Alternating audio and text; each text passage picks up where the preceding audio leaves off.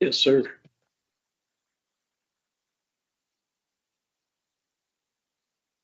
Tyson Rivera, please raise your right hand. You solemnly swear or solemnly and sincerely affirm, as the case may be, that you will faithfully discharge according to law your duties as an interpreter to the best of your abilities, so help you God, or upon felony of perjury. I do. Good morning. My name is Parole Officer Bernard. Today is Friday, March 14th, 2025. This is the hearing of Parles and Paroles. Following board members are present this morning, and by stating their names on the record, certify they reviewed all statutorily required documents and available pertinent information in preparation of this hearing. Mike Paul. Councilmember Rodriguez. Nancy Turner. Buenos días, soy el oficial de libertad condicional menor. Hoy es viernes 14 de marzo del 2025 y esta es una audiencia de la Junta de Indultos y Libertad Condicional de Connecticut. Los siguientes miembros de la Junta están presentes esta mañana y al decir sus nombres en el registro certifican haber revisado todos los documentos legalmente requeridos e información pertinente disponible en preparación a esta audiencia. Please state your name and inmate number for the record. Por favor, decir su nombre y número de confinado para el registro. Francisco Alberto Garcia-Pontier, 41-32-31. This hearing is being conducted in consideration of the parole application for Francisco Garcia-Pontier, remaining for 413-231. He's serving a sentence of 8 years executed suspended after 4 years jail with 3 years probation for 4 counts of possession with intent and 1 count of disorderly conduct. As of today, records reflect the parole eligibility date of June 8th, 2024. There is no input in this case. There is an offender accountability plan for the offender has been reviewed and shows the offender has completed domestic violence, tier 2, and is participating in school.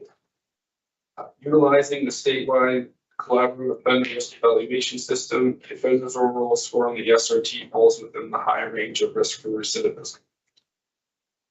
This is your opportunity to express to the board why you believe you should be granted parole.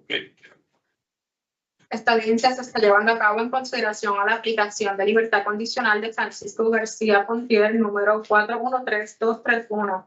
Él está sirviendo una sentencia de 8 años de prisión, ejecución suspendida luego de servir 4 años de prisión, con 3 años de libertad provisional por 4 cargos de posesión con intento y 1 cargo de conducta desordenada. Hasta el día de hoy, los expedientes reflejan una fecha de elegibilidad para libertad condicional del 8 de junio del 2024. No hay testimonio de víctima en este caso. Hay un plan de responsabilidad para el ofensor, el cual ha sido revisado y demuestra que el ofensor ha completado los siguientes programas: violencia doméstica, tier 2, y está participando en la escuela. Utilizando el sistema colaborativo estatal de evaluación de riesgos del ofensor, el puntaje general del ofensor cae dentro del alto riesgo de reincidencia. Mr. García, esta es su oportunidad para expresarle a la Junta por qué piensa se le debe conceder libertad condicional. Puede comenzar. Yo cuando vi el parol, la última vez que yo lo vi, yo hice todo lo que ellos me pidieron y yo he pensado todo lo que ha pasado. Yo me siento muy arrepentido por todo lo que yo he hecho, si le he hecho daño a alguien, si le hice daño a alguien, me siento muy arrepentido. ¿Me entiendes? A toda la persona que yo le he hecho daño. Por favor, para traducir. Okay. When I saw Parole the last time, I did everything that they asked me to do, everything that they request for me to do. I regret everything that I have done, and if I harm anyone, I regret everything. Continúe. No me he buscado matique, no he buscado pelea. He tratado de hacer. Ahora mismo me cambiaron de una cárcel level 2 a level 3 para terminar el programa de FADER. Como en el level 2 no había, tuve que venir a level 3. Yo fui level 1, yo soy level 1. Y estoy aquí solamente para hacer lo que ellos me digan. ¿Tú me entiendes? Estoy tratando y poniendo todo de mi parte para ser una buena persona para la sociedad. I didn't get any DR. I didn't get any disciplinary reports. I was on a level 2 and I am now on a level 1 because they changed me so I can, for me to be able to complete the fatherhood program, and I am willing to do everything that they asked me to do. Continúe. Nada, y que estamos aquí, si ellos quieren que yo siga haciendo, yo hago lo que ellos me digan, ¿tú me entiendes? Yo solamente quiero hacer la cosa bien y ya. No tengo, tú me entiendes, no, ya yo aprendí que no es hablar, es mostrar, ¿tú me entiendes? I will do whatever they ask me to do, and now I understand that it's not about just saying that I'm going to do something, it's about proving that I am going to do it. ¿Sería todo? Sí.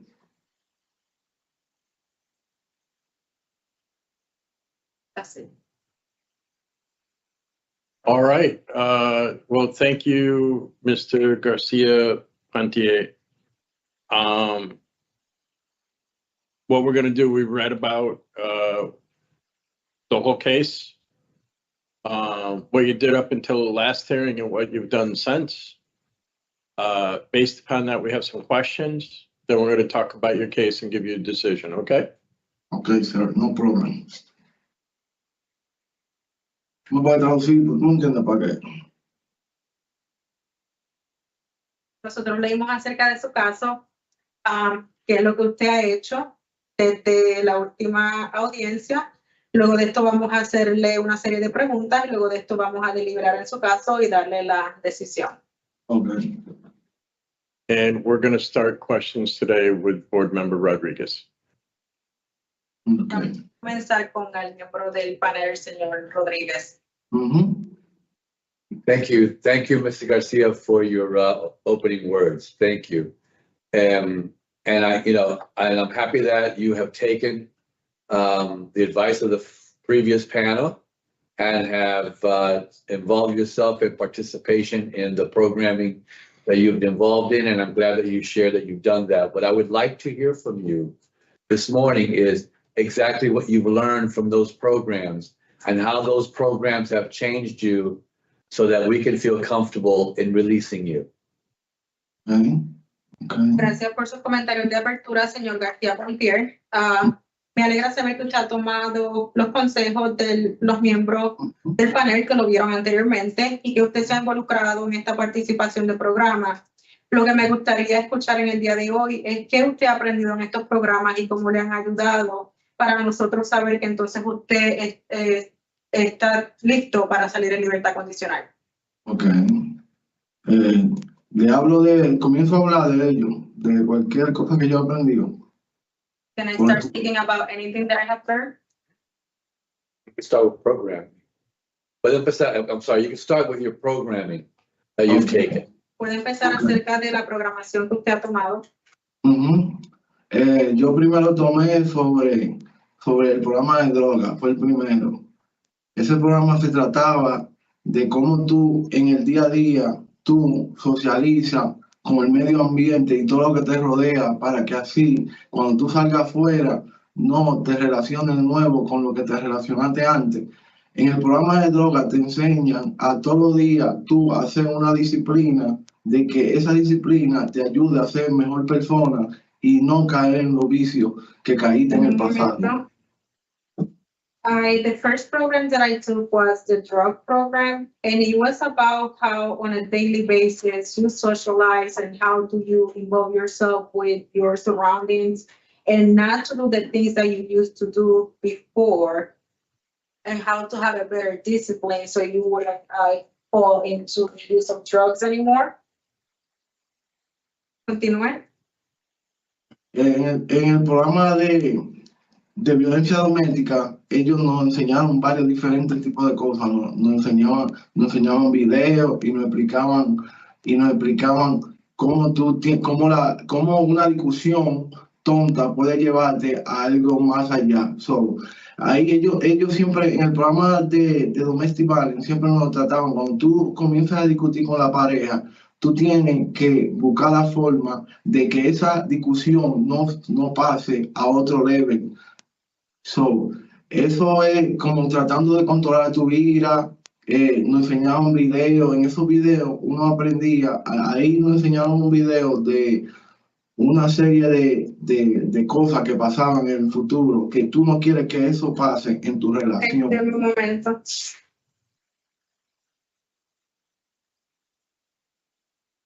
During the domestic violence program, they show some videos and they explain how a silly decision can have a bigger consequence. And if you are having an argument with your partner or with someone else, just to try to find a way not to get to this argument to get to another level, how to control your anger. And they show the videos about things that you have to avoid future problems and consequences.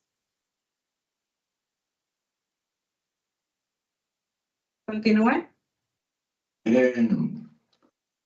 También nos enseñaban en el de droga que hay diferentes tipos de uso. ¿Tú me entiendes? Hay diferentes tipos de uso de droga. Es dependiendo de cómo, por ejemplo, si la persona cuando quiere usar droga, siempre el cerebro le hace una idea de qué hacer. Como ejemplo, tú tienes que hacer esto por ejemplo, el mismo cerebro te hace por ejemplo, si tú fumabas crack o algo, el cerebro siempre te va a cucar para que siempre llegue a una etapa que no es que no lo sé, que estoy un chingo nervioso, ¿tú me entiendes? El cerebro siempre te va a confundir, tú tienes que siempre saber que eso es mental, ¿tú me entiendes? Y pelear con los pensamientos para que así nunca pueda caer en tentaciones, ¿tú me entiendes? Okay, un momento, por favor.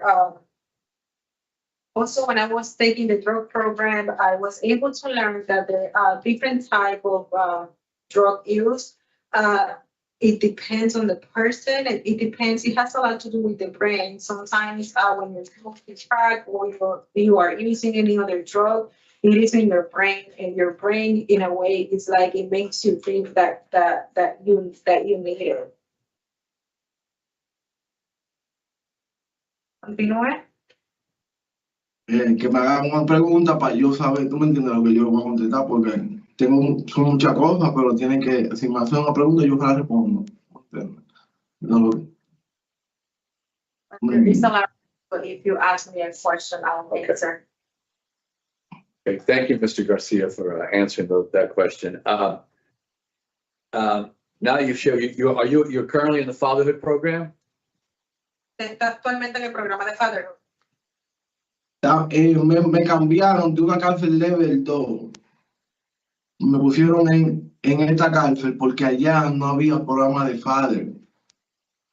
So, me mandaron, yo que bajé a level 1, me mandaron para acá para terminar. Por eso estoy aquí en esta cárcel. Ya estoy en la lista, me van a poner, porque yo vine hace una semana, había un latón aquí. So, el latón hace que la cosa tarde más, ¿tú me entiendes? Me dijo que lleva ahí una semana. Yo 3 semanas llevo aquí. 3 semanas. Yes, I was on a level 2 and they transferred me to this prison because they didn't have the fatherhood program on the other one, and that's the reason that I am here. I am on the wait list right now because I have been here for 3 weeks.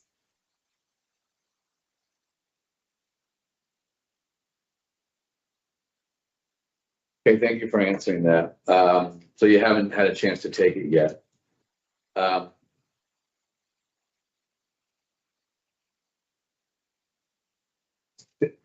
And when you took the drug program, did they talk to you about a relapse prevention plan, about how you will handle your staying clean and sober when you are back in the community? Cuando usted tomó el programa de droga, ellos le hablaron acerca de un plan de prevención de recaída, de cómo mantenerse sobrio y limpio cuando usted esté afuera en la comunidad. Claro. Of course. I didn't hear you talk about that, so I wanted to hear a little bit more about that, about what's your plan. Claro. No lo escuché hablar acerca de esto, quisiera escuchar más acerca de cuál es su plan. Okay. Ellos me dijeron, hay muchos tipos de grupos afuera en la calle que tú puedes ir y ellos te ayudan también, pero yo voy a comenzar a ir a un grupo para que me ayude también, ¿tú me entiendes? Yo lo que voy a hacer cuando yo salga afuera es ayuda a coger grupos también, no voy a dejar de coger grupos porque ese problema tú siempre tienes que pelearlo, pero yo para no caer en droga, voy a conseguir un trabajo para ellos te explican en el grupo que tú tienes que tener la mente enfocada siempre, hacer algo para que así no pienses en droga.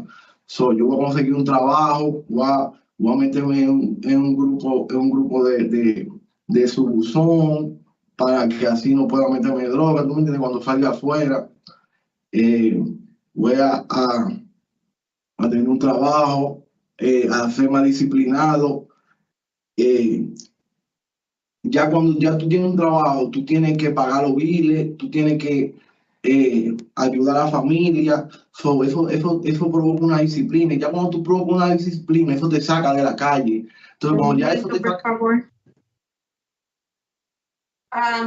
There's different type of programs outside, and I am going to keep taking programming. I do not want to stop once I am released.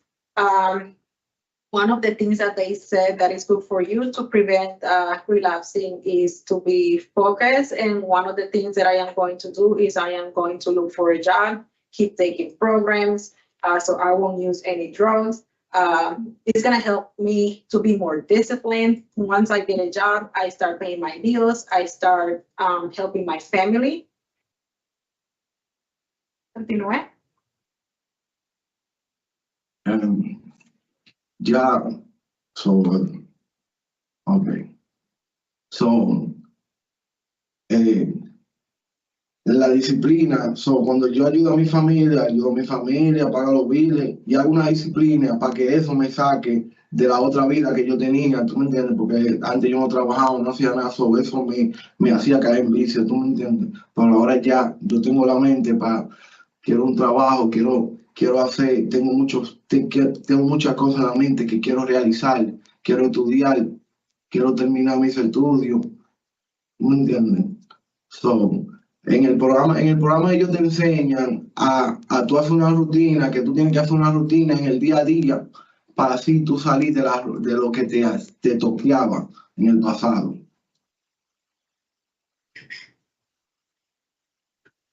Once I start helping my family, paying the bills, it's gonna help me develop discipline, have a better discipline. I was not working before, and I have a lot of things in my mind that I want to do. I want to go to school. There's a lot of goals that I have, and one of the things that is gonna help me do that is just developing a daily routine so I can stay out of drugs. Thank you, Mr. Garcia. I appreciate your answer. My concern, Mr. Garcia, is the drugs that you were involved with, fentanyl, which is a very serious drug and a difficult addiction. You rated a 4 in your score, and I'm a little concerned that although you're thinking about programming on the outside, that you haven't really done enough preparation work to be released with a solid plan to make sure that you have the support that you need.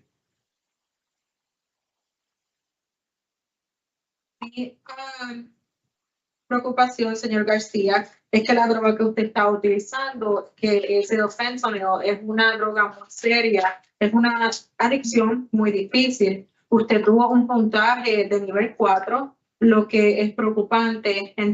Me parece que entiendo que a pesar de que usted quiera tomar programas afuera en la comunidad, que no ha hecho suficiente preparación para tener un plan sólido que lo apoye cuando usted salga afuera a la comunidad.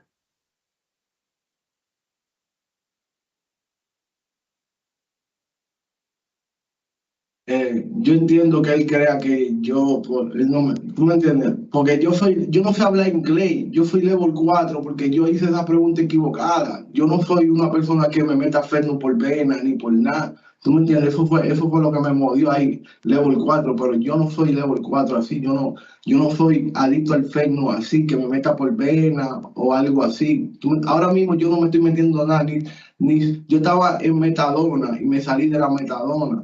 So, yo no soy una persona que fue independiente a la droga, así como ellos piensan. ¿Tú me entiendes? Si no, yo estuviera metiéndome en metadona o algo.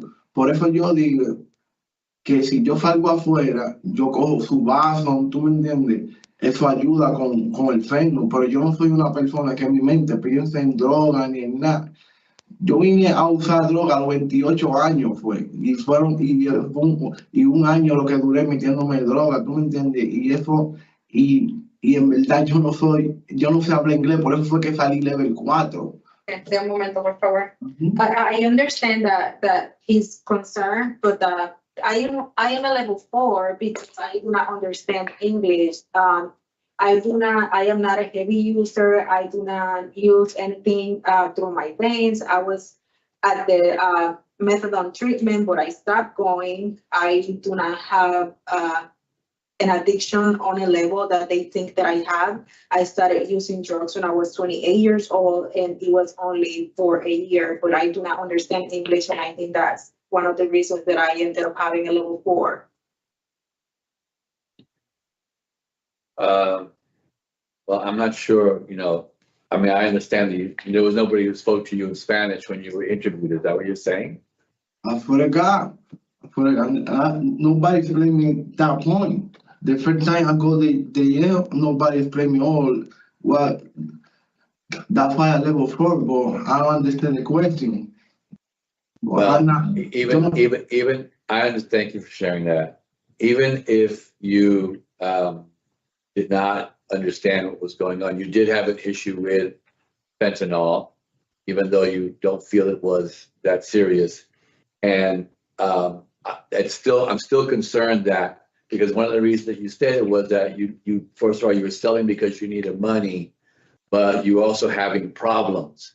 So if having problems caused you to use drugs, then that's something that I would want to see that you're going to be taken care of when you're on the outside, right? I want you to have a good plan. Yeah, This is for you. This is for you, not for me. So I want you to be able to have a good plan. Let me finish so she can translate. Okay, no problem. So I want to make sure that you have a good plan when you come out, so that you can be supported. Well, what is your current support in the community? Mira, yo tengo mi papá, mi mamá aquí. Ellos tienen trabajo. Yo puedo conseguir trabajo de una vez de que salga. Ya, la otra vez que me dijeron, espera un año, yo le dije lo mismo. Tengo mi papá y mamá, tienen 72, 75 años. Yo no quiero saber de drogas, yo no quiero nada, yo no quiero ayudar a mi papá y mi mamá. Yo sé que es un trabajo hacer la cosa bien, pero en mi corazón, yo no quiero ayudar a mi papá y mi mamá.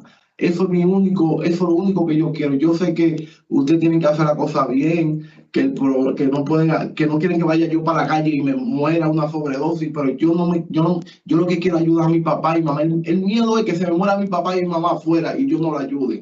Ellos vinieron de Santo. I have my parents out there and I want to help them. That's the reason that I want to find a job. The last time they told me to wait for a year. I am 35 years old now and I really want to help my parents from the bottom of my heart. I understand that that's one of your concerns, but I am afraid that something is going to happen to my parents out there and I want to help them. That still doesn't alleviate my concern that you have not set up a supportive plan for yourself in this. Have you connected have you talked to anybody from CCAR in where you're at, or have you found a sponsor for yourself, or investigated where you get a sponsor on the outside? Like, I didn't hear any of that. Ya yo tengo un apartamento ya. Ya yo tengo un apartamento, ya yo sé dónde voy a conseguir trabajo. Voy a conseguir trabajo en el mall, limpiando. Yo tengo ya ese plan.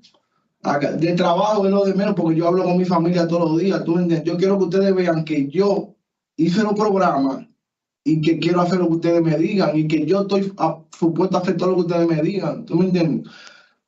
Yo lo único que me da miedo que ustedes crean que yo no estoy preparado. ¿Tú me entiendes? Porque en verdad yo lo que quiero es trabajar y hacer la cosa bien. Eso es lo único que yo quiero. En mi mente lo único que está trabajar y echar para adelante. Ya yo me siento que estoy perdiendo mi tiempo aquí sin hacer nada. Eso es lo único que yo me siento. Yo quiero trabajar, tengo una gana de trabajar. Eso es algo que no sé ni cómo explicar. Una gana, yo no quiero caer de nuevo en este camino. I have an apartment and I can find a job cleaning at the mall. That is not gonna be a problem. I completed the programs that they asked me to complete, and I am willing to take any other program or do whatever you asked me to do. I am afraid that you think that I am not prepared and that I am that I am just gonna keep wasting my time here. I want to keep moving up in life, and I want to move forward. I have a lot of things in mind that I want to do.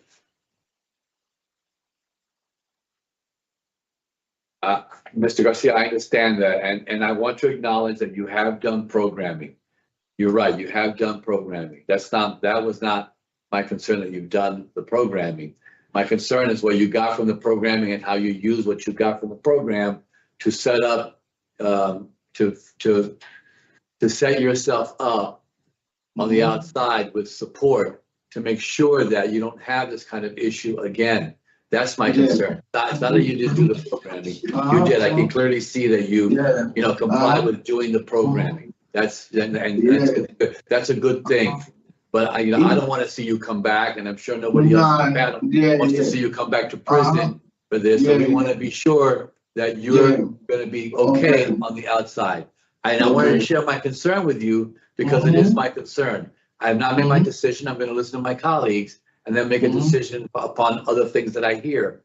But that is a concern that I have about you right now, that I don't really feel that you've really prepared yourself well enough to, be out there and be able to be successful. That's my concern. Okay, yo me siento que estoy preparado porque aquí hay muchas cosas que te pueden llevar un ticket. ¿Tú me entiendes?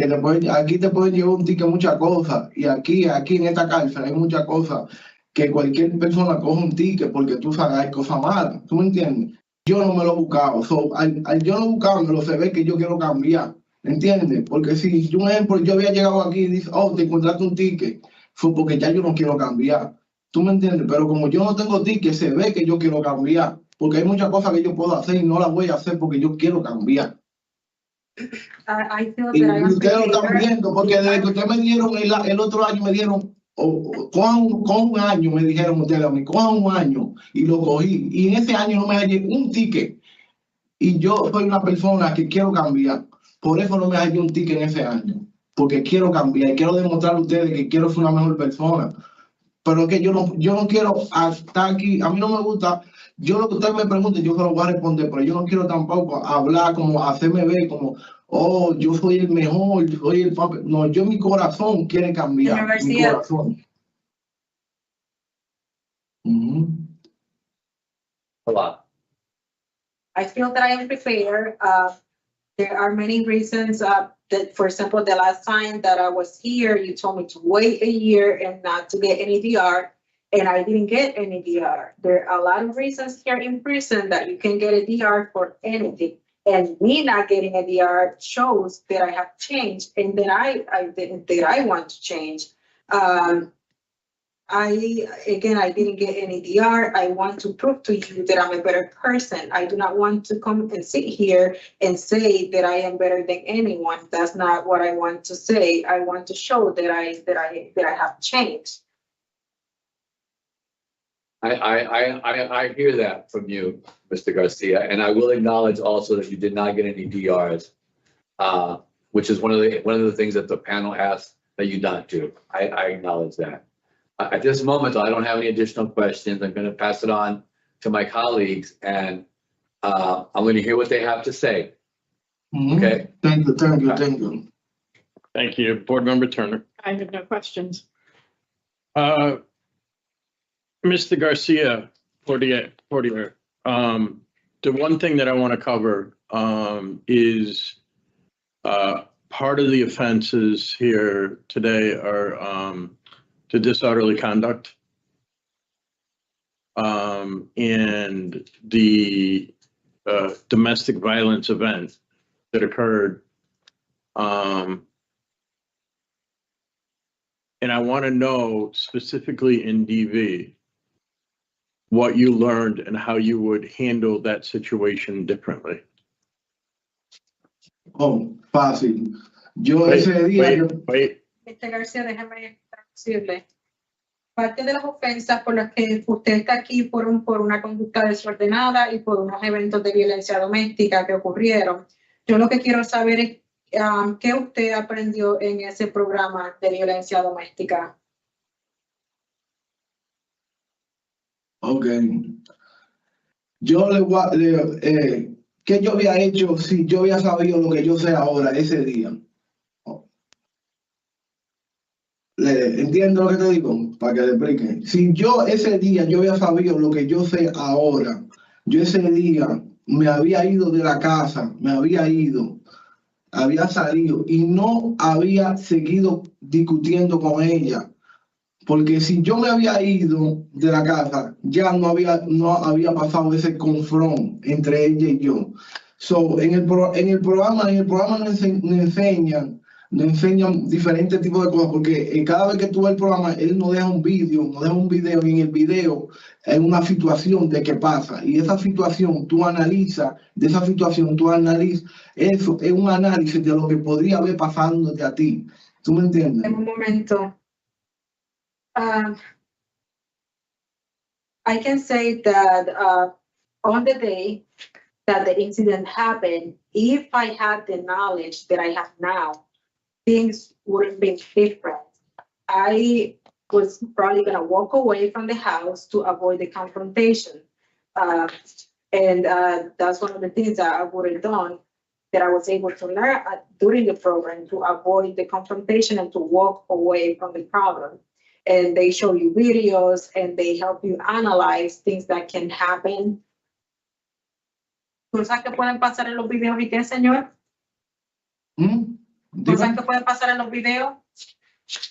Sí, hay un video de una relación entre una mujer, un hombre y él tiene dos hijas.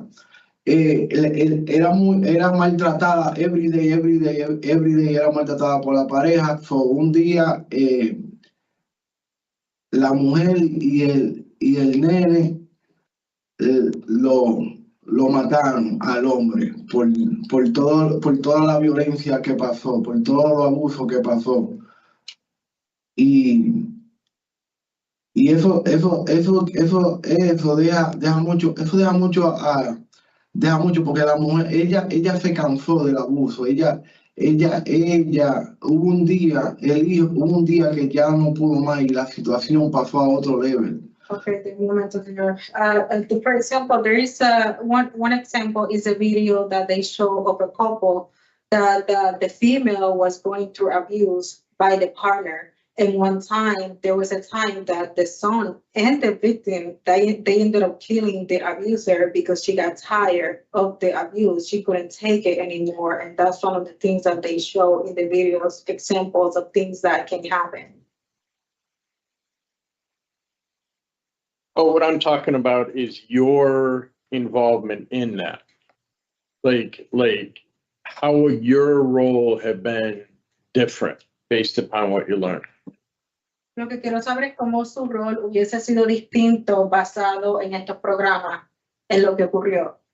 Oh, claro. No, mi forma de pensar ahora es diferente. Yo había tratado de resolver el problema, ¿tú me entiendes? Había tratado, porque hablando uno puede comunicarse. Yo había tratado de buscar la forma de resolver el problema sin agresividad y ni que ella me hable duro, ni que yo le hable duro a ella, tratando de buscar la forma del diálogo.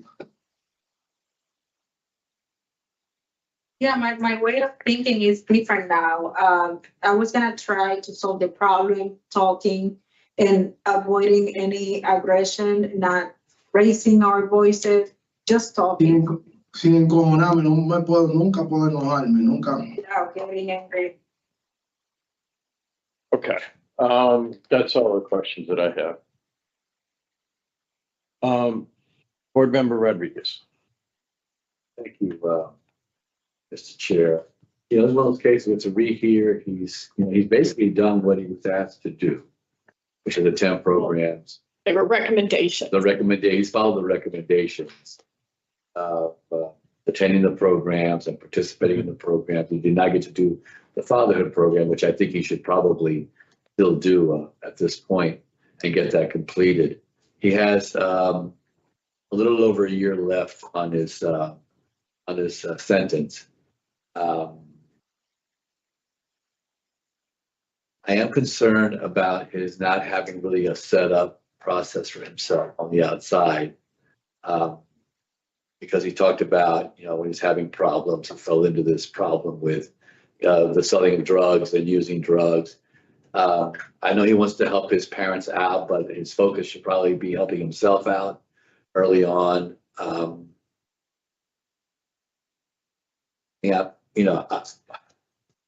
I'm struggling with this right now, I'll be honest with you, because he has completed most of the recommendations. I got a DR, going out to get one. He did not get a DR. He helped himself together in the last year that he's been there. Also very positive. I'd like to hear what the two have to say before I share mine. Board Member Torrance. Well, it's not lost on me that we saw, go ahead and share, I'm sorry.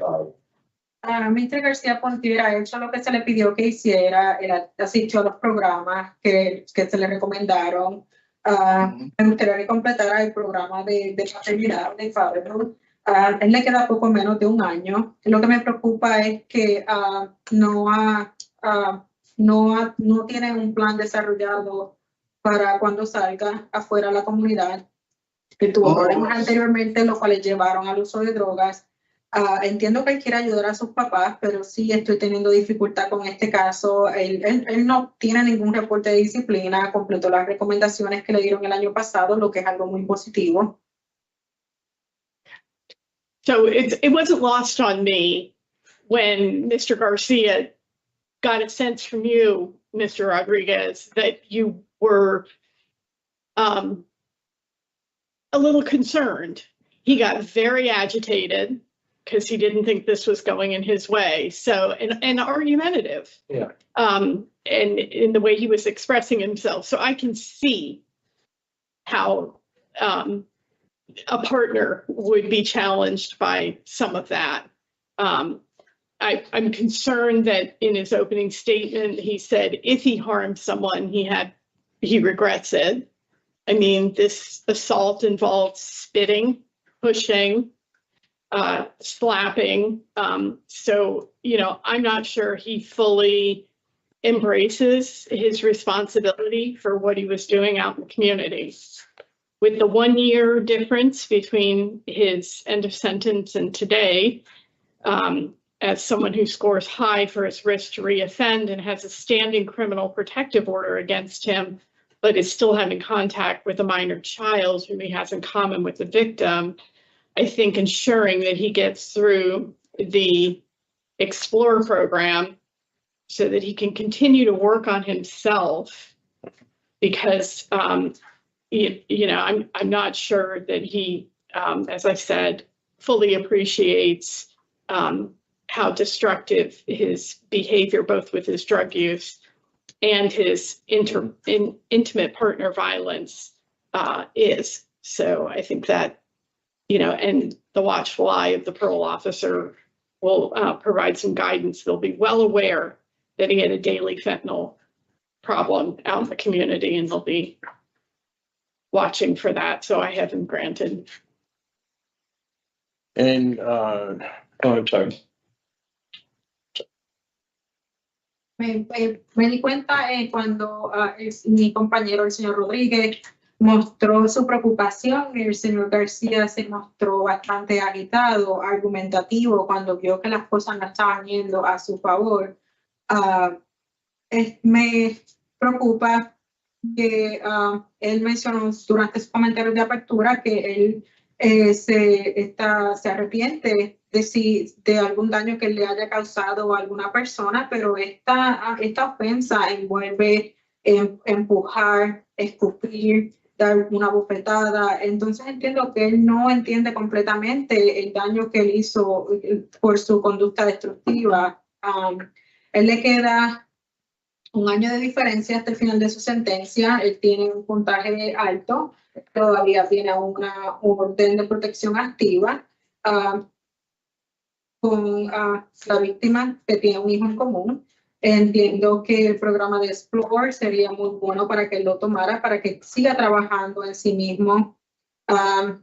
Entiendo también que si llega a salir a la comunidad, el oficial de supervisión va a proveerle una guía de cómo poder mejorar en la comunidad.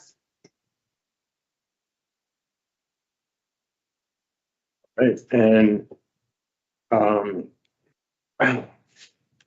where I am here is that we, in the last hearing, asked him to not get any further DRs because, as you were talking about, the not getting our way and Yeah, the emotional self-regulation of a 32-year-old is not there yet, and the fighting DRs were the indication of that, and then and a carryover from his community behavior. Mhm. and because we said, well, partly because we said that was a deal breaker. Mhm.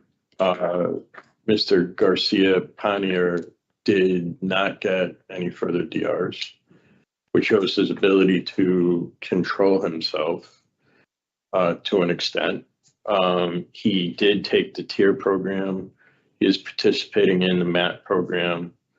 And he completed DV, and I really absolutely, based upon the circumstances of the sentence that's already expired, the disorderly conduct, it's important that he get into that Explore program so that the type of behavior that happened in that place of living doesn't happen, or hopefully doesn't happen again. So I would also support this case. I haven't had the opportunity to hear both of my colleagues' situation. I share my concern about, I hope that he considers putting something together even before he's released, looking at connecting with some of the organizations on the outside that can help him with some support around his issue of substance abuse. As I shared also in my comments, I do believe that he's done the work that he was asked to do, and that he has remained DR free, and with what my colleagues have said and what thinking I will also go along with the grant situation. It gives me the opportunity to really explore program and promote work. Fine with me. Durante la última audiencia, el señor Garcia-Pontier no adquirió más reportes de disciplina. Se mostraba que él tenía problemas de regulación de emociones por los reportes de disciplina que mostró anteriormente que involucraban pelea, pero esta vez él se mantuvo fuera de problemas. Él también mostró la habilidad de poder controlarse él mismo, no adquiriendo estos reportes disciplinarios.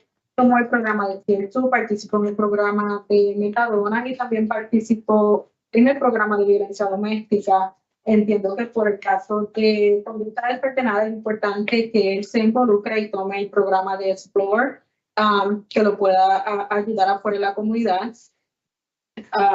Y espero que utilice esta oportunidad para poner un plan que lo pueda apoyar y que también pueda atender los problemas de abuso de sustancias.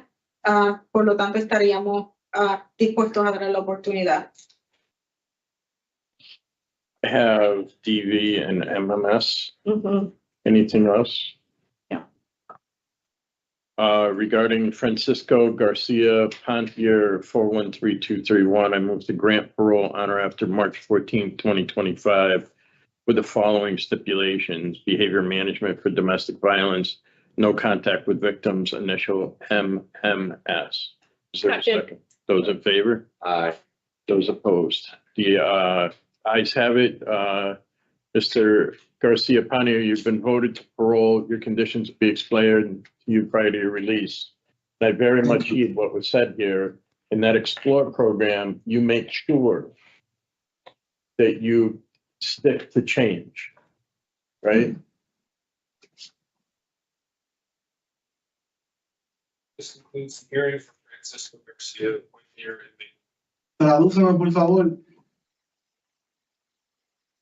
Caso de Francisco Garcia-Pontier, número 413231.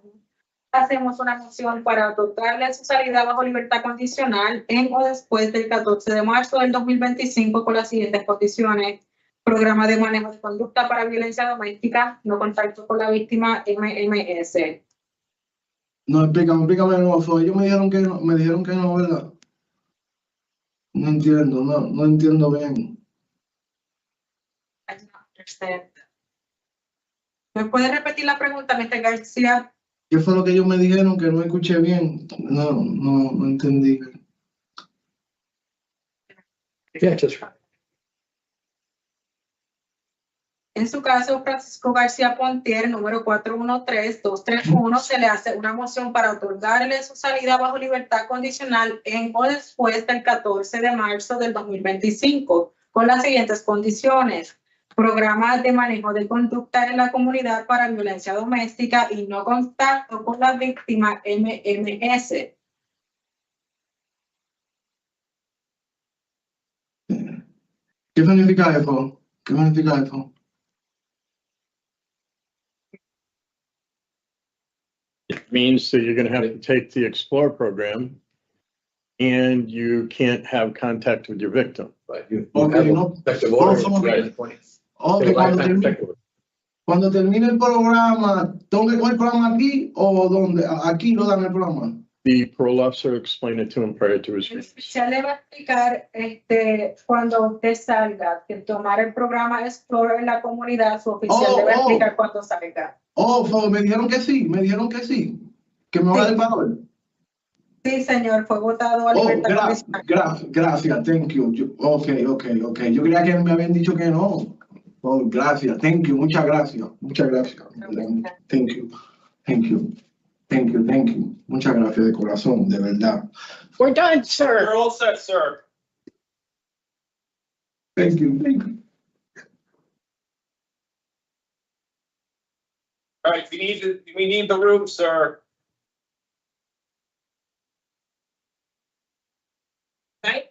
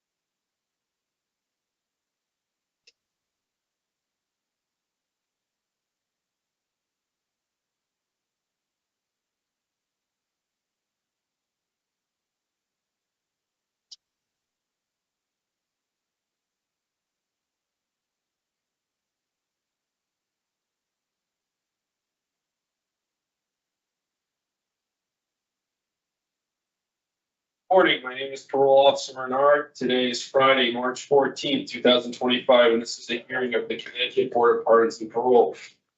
Following board members are present this morning and by stating their names on the record, certify they reviewed all statutory required documents and available pertinent information for preparation of this hearing.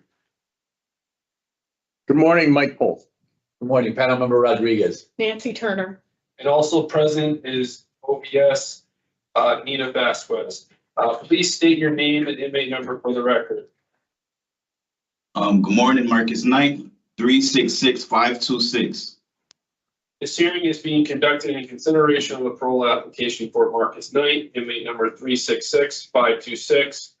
He's serving a sentence of 5 years executed suspended after 3 years jail with 2 years probation for 2 counts of violation of protective order, violation of probation with the underlying offense of possession with intent / distribute narcotics, and criminal possession of a firearm.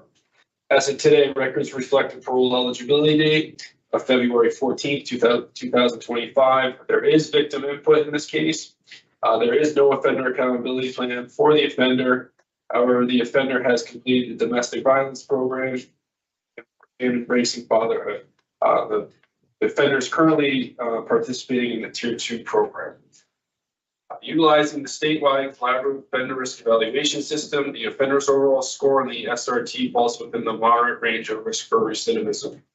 This is your opportunity to express to the board why you believe you should be granted parole.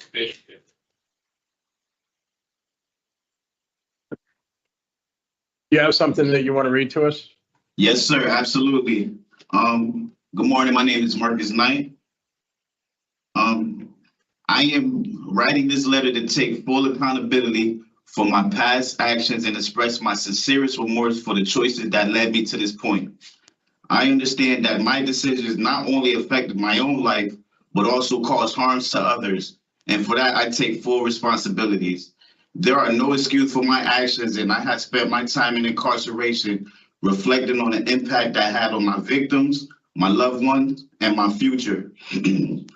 Through counseling and self-improvement programs, I have come to recognize where I went wrong and how I must change to ensure that I never make the same mistakes again.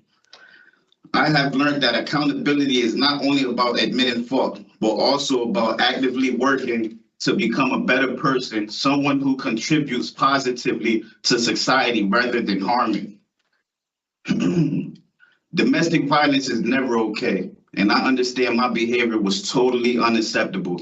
Domestic violence can take many forms, including physical, emotional, and psychological abuse, and it is essential to recognize that all forms are equally damaging. By perpetrating domestic violence, I not only hurt my loved ones, but also contributed to a culture of fear, control, and oppression. As someone who's been involved in DV, I've learned that it's crucial to address the underlying issues, such as anger management, communication skills, and healthy relationships. I've been working hard to educate myself, seek counseling, and develop empathy and compassion for those who've been affected by domestic violence. I want to assure you that I'm committed to being a positive force in my community, and I'm eager to continue my contributions to the efforts to prevent domestic violence and support those who have been affected by it.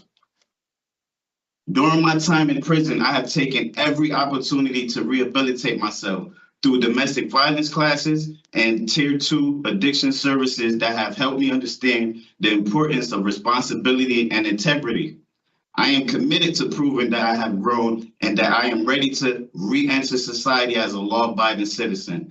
I ask for the opportunity to demonstrate this change, not with just words, but with my actions. If granted release, I plan to maintain stable employment, reconnect with my family in a healthy way, and to contribute to my community in a meaningful manner. I know that trust must be earned, and I am fully prepared to show that I am no longer the person who made those past mistakes. So I did take domestic violence classes, and what I have learned from domestic violence is physical and emotional and psychological abuse are all equally damaging. Not only that I hurt my loved ones, but contribute to a culture of fear, control, and oppression, and that is never okay. And also communication is the key. So communication is the key. I also took online courses for anger management, and it taught me how to communicate when you're angry. Anger is an emotion that triggers a strong response. So in my toolbox, I have 5 steps for communicating when you're angry. Step 1, breathe, take a breath until calm. Step 2, change position, because shifting your body will shift your thoughts rather than a reaction. Step 3, ask myself why. Why am I upset? Why did these actions or words make me so angry? Step 4, share feelings of anger and my why statement. Step 5, talk to the other one involved. And also, I completed Tier 2 program, which I have my certificate. So for the addiction service, I had noticed my triggers. And noticing my triggers, I had to find coping skills to deal with those triggers. Using alcohol, I tried to ignore my problems. The distorted thinking caused by the addiction, such as denial, kept me from seeing the true nature of my problems. So I plan on staying sober and attending support meetings in my community. I also want to be a better father to my kids, so I enrolled myself in the fatherhood program. When dads are involved in their children's life, children are more likely to experience educational success. They're more likely to form successful partnerships as adults, and they're also more likely to believe in their own self-worth. I have wrote a pledge on my honor. I will give my children my time, my love, my heart. I will be a good example of a good man to my children and others around me. I will be an involved, responsible, committed father. I pledge to be a 24/7 dad. And last but not least, I wrote down a few of my short-term goals and long-term goals. So I want to be a mentor in my community. I want to speak to the kids, and I also plan on opening a landscaping business to help with discipline. I also want to strengthen the relationship with my kids and attend any support meetings and group that'll benefit me to become a better man. I have plans on going to therapy, and I want to build a stronger relationship with God. So I also plan on going to church. My long-term goals is maintain sobriety and maintain a healthy relationship within myself and others. Thank you for listening. Thank you, Mr. Knight. Well, it's obvious you've been busy. Absolutely. I also took the Pell program for business management, and I do plan on furthering my education on another semester for business management. I am also working in the kitchen, and I just love keeping myself busy. So did the quality of the food at Osborn go up? Huh? I'm sorry, say that one more The time. quality of the food at Osborn went up? The quality of the food in Osborn went up? Yeah, I would say so. They have somebody that's a trained chef working in the kitchen. Yes, sir. There you go. So we've read about your background and what you've done that's brought you to this incarceration. We've read about what you've done inside Sense and the programs that you've taken and things like that, and your interview with the parole officer. And based upon that, we have some questions for you. Yes, sir. When we get done taking turns with questions, the Office of Victim Services has some input here. And during that portion of the hearing, you're not allowed to say anything. Okay? Yes, sir. All right. And then we're going to discuss your case and we're going to give you a decision. Okay? Absolutely. So one of the things that I keyed in on here very much so is, can you tell me what a protective order is? Well, a protective order is set in place to protect the victim. And Okay. And when there's a protective order in place, what are you not supposed to do? You are not supposed to contact the victim at all. You is not supposed to threaten the victim. You pretty much is not supposed to. You're supposed to stay away from the victim and not contact them whatsoever. And that contact, what does contact mean? Calling, texting, going to the victim's house.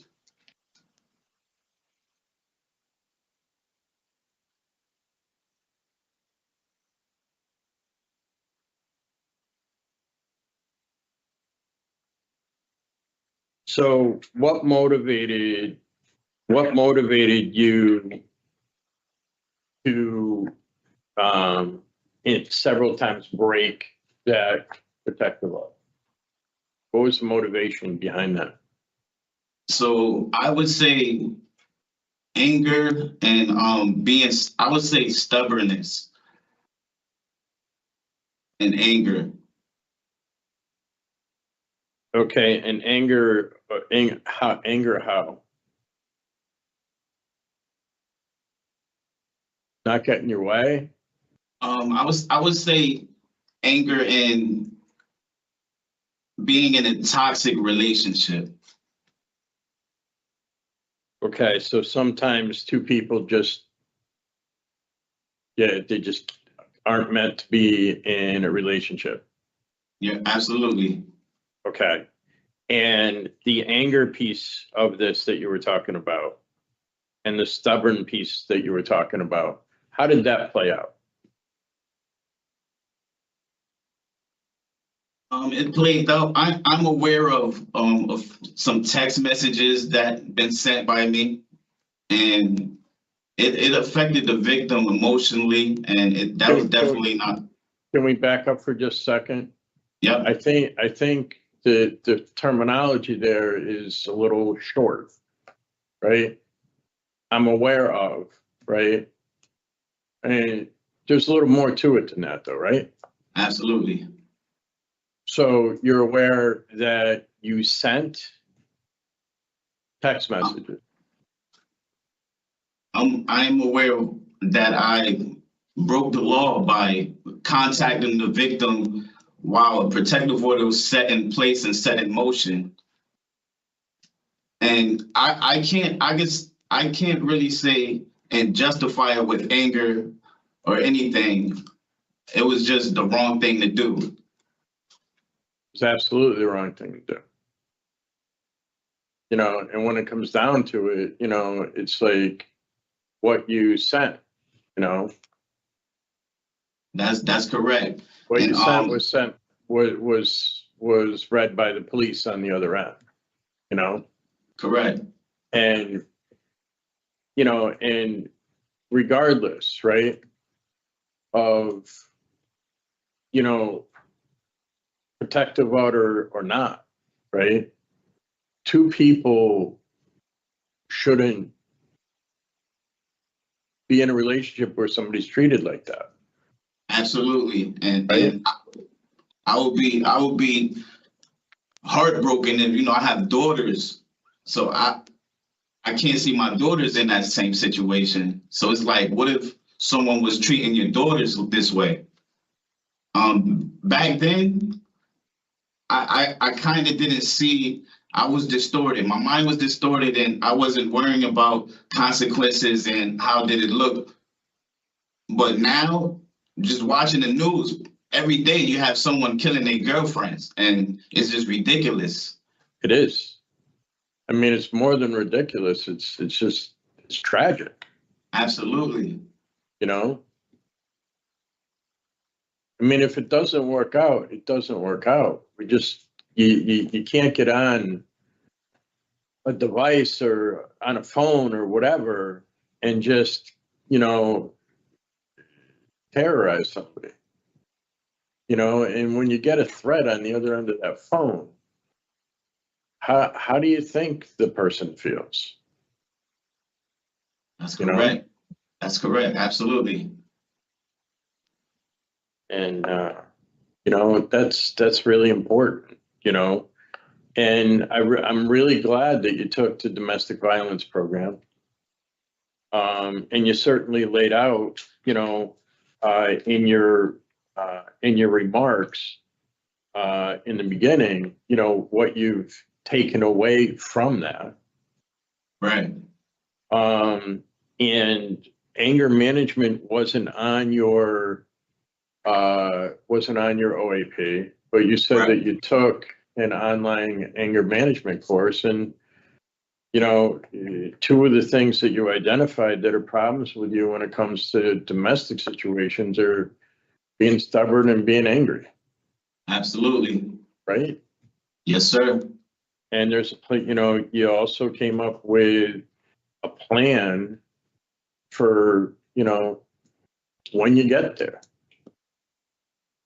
Correct. You know, it's like it's relationship building skills, you know.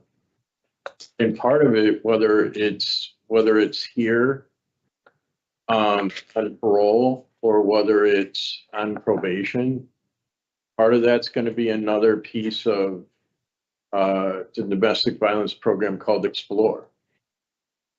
You know? Yes, yes, sir. And go into that with an open mind and trying to develop, just like you just did with anger management and such. Develop those skills so that somebody else isn't affected the way you affected somebody here. Absolutely. And my time being incarcerated, I actually had a friend that was going through domestic violence, and with my networks, I actually got her into a domestic violence shelter. And, you know, I started noticing things from the outside looking in. I mean, and that's, and when you can see that, you see how people are affected. Absolutely. Just not okay, because then, you know, it also carries on. Right? Yes, sir. That's something that you learn too, right? Absolutely. It's not just like text messages are sent and it goes away. No, sir. It's Right? emotionally messing with the victim. And it stays with them, you know? So I'm glad to see that you finished tier 2. When you interviewed with the parole officer, you were in it and hadn't finished it yet. So when it comes to alcohol, marijuana, where are you? So I'm heavy in the entertainment and the music business industry. So I plan on falling all the way back from the music industry because those is definitely a big trigger. So substituting the music industry, I plan on working more, going to church.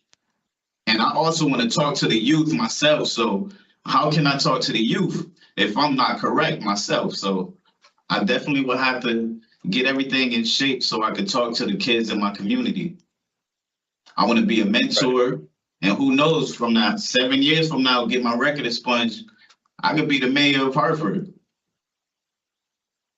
So one of the things that I noticed when you talked to the parole officer, you had the discussion, and one of the things that you really wanted to do was get back involved in the music industry and things like that. I mean, I'm not questioning that, but I also understand that after completing tier 2, you're thinking somewhat, right? Absolutely. About that. The other thing I want to throw out there, though, is isn't working in the kitchen and working in the music industry kind of like the same thing? Well, working in the kitchen, it is because you're performing. I'm doing what I love to do. But right in the kitchen, I'm fully focused. I'm fully focused in the kitchen. And I love watching people enjoy the food. Just like in the music industry, mm-hmm. I'm watching people enjoy my music. But right. in the music industry, it's liquor and is drugs everywhere. So what's going on in the kitchen? Well, in the kitchen, I'm chefing it up. In the kitchen, I'm trying to put out the best food I can put out. And none of that nonsense is going on around you?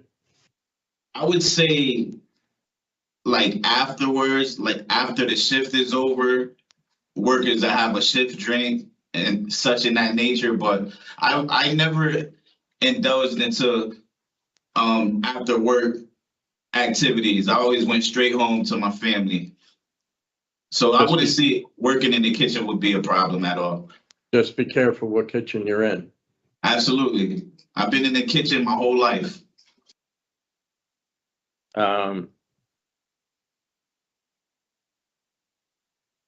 And good on you for taking advantage of the second chance, pal. Absolutely. And doing some business management stuff. You want to go to a friend in Tallinn Yes, sir. Yeah, and you think you'll be able to get back the restaurant job that you had? Oh, so I still have both of my jobs, which is in Texas Roadhouse, and I still have my third shift job in Sardilli's. So once I'm back into society, I'm ready to get back to work.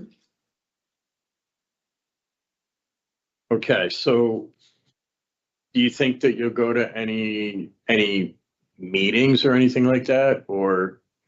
Absolutely. So unfortunately, Osborn had numerous of lockdowns. So I was just getting into C-Car. So Yep. I'm planning on learning more about C-Car and attend any anger management or any domestic violence, any program that'll help me become a better man. And I also want to attend therapy so I can process everything. Okay.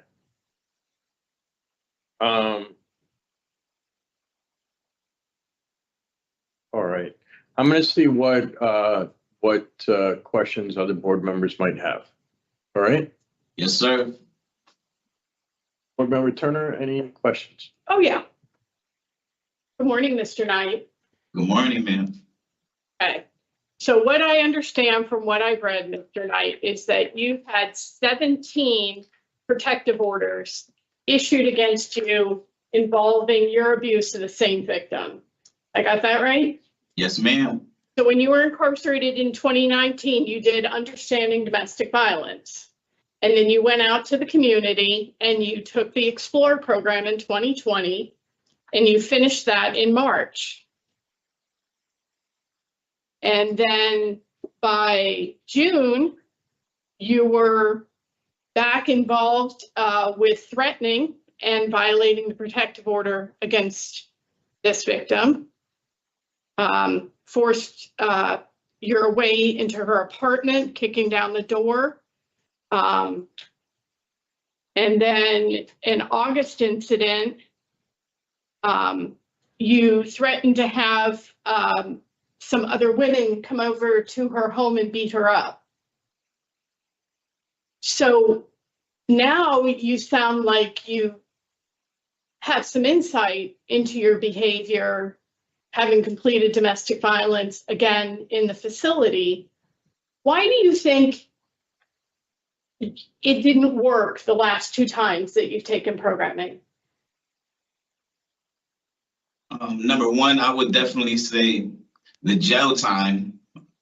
Number 2, I would say just being on the outside looking in, seeing someone else going through domestic violence issues, and I'm on the other trying to side. Understand, Mr. Knight, why when you completed the Explore program after doing understanding domestic violence, still having a protective order against you and being out on supervision, you didn't make better choices and leave this victim alone. Yes. It appears to be your entire criminal history dating back to 2011 is domestic violence. Yes, ma'am. So why didn't those programming participation, why didn't that make a difference? I would say because we kept the relationship going. So now I realize that if it don't work, it just wouldn't work. It just don't work. The relationship. But the relationship could have kept going without you being violent and abusive. So I'm trying to understand, why did you make those choices in the relationship? Not so much about the protective order violations, because, you know, that's just at an absurd level. Absolutely. I would say just being immature. Just being immature and wanting to see things my way. And now. Do you have issues with jealousy? I would say more of insecurities. Well, Insecurity. That's how insecurity manifests. It's how it shows up is, you know, you're insecure, so you feel jealous, so then you engage in efforts to control your partner so that you can feel less insecure if you track them and you monitor their activities so that you can somehow be more confident that they're not cheating on you, right? That's your Yes, pattern? ma'am. Yes, ma'am. And I Okay. think. And I think that in you and put- of itself, Mr. Knight, is toxic. Yes, ma'am. Absolutely. And I the way you put it is definitely clear.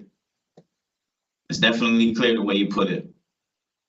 I mean, I struggle with trying to understand why you would want to be with somebody who doesn't want to be with you and is afraid of you. So now you've moved on. You have a new relationship, Ms. Devon. Is that Yes, how you ma'am. pronounce her last name? Well, I'm currently not in a relationship at all. Okay. Did that change? Isn't she your That- sponsor? No. No, she's not my sponsor. So who is your sponsor? Who's the friend in Tolland?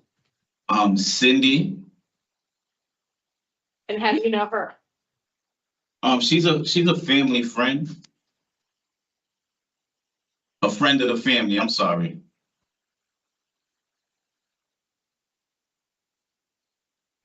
I have a strong support system out there. My boss, my mom, my dad, and my mentor.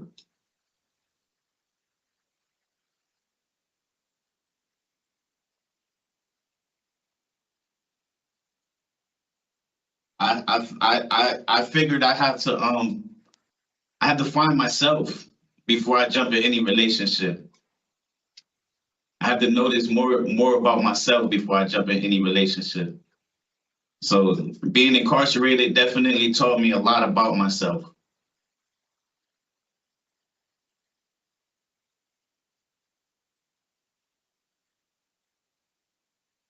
How do you handle rejection, Mr. Knight? Before I never liked to be rejected, but now It's not a good feeling. Most people don't like it. It's not, absolutely not. But now, you just move on. You just move on with life. You get up and put more pieces to the puzzle and just get on with life. To being You try to stagnant. learn from it. Yes, ma'am. So with all this programming and because you referenced it, what does a healthy relationship look like? A healthy relationship should have great communication skills. I think it's based on communication and trust.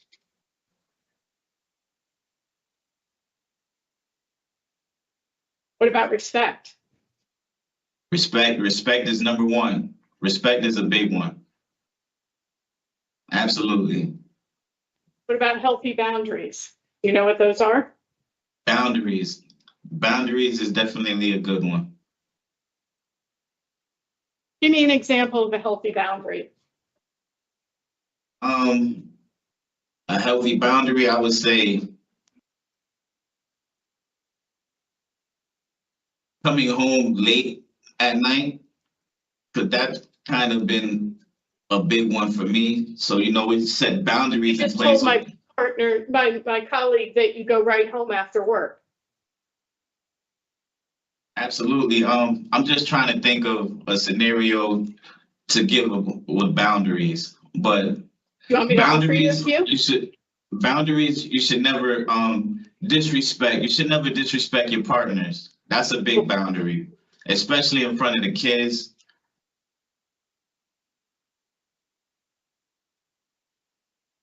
Through your partner's phone and looking for Excuse me? evidence. How about not going through your partner's phone and looking, thinking you're going to find evidence that they're cheating on you?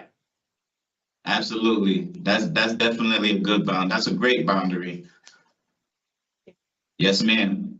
Because if you already think that they're being unfaithful, then you should probably be out of the relationship.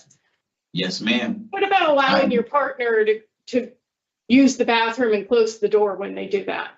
Do you have a problem with that? No, absolutely not. Okay. That's another example of a boundary, right? Yes, ma'am. Yes, ma'am.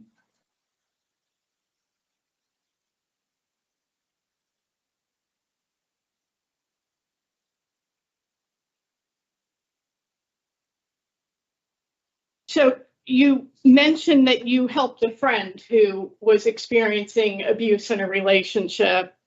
And you mentioned in your opening statement that you've been developing empathy. What does Right. empathy look like to you? Well, empathy looks like to me just being more caring and noticing one's feelings. Definitely noticing one's feelings and not being selfish with my own feelings.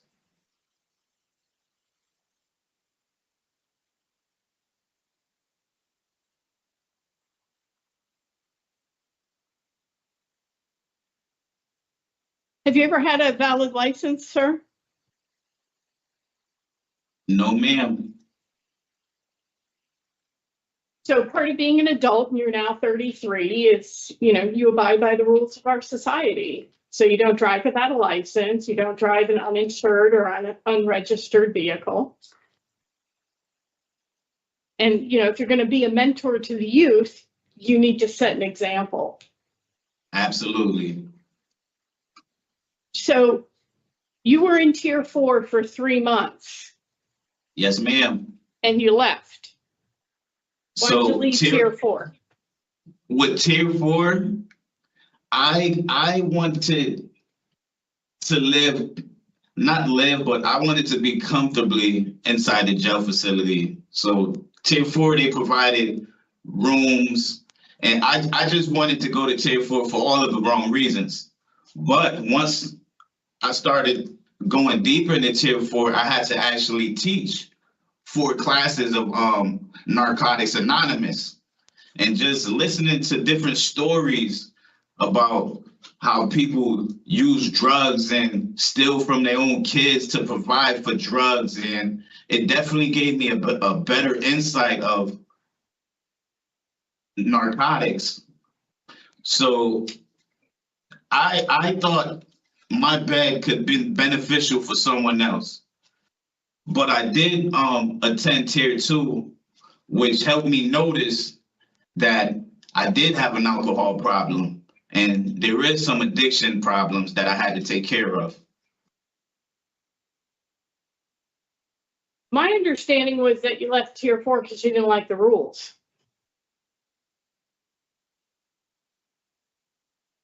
That had contribution to it. That had a lot to do with it also. What rules were you struggling with, Mr. Knight?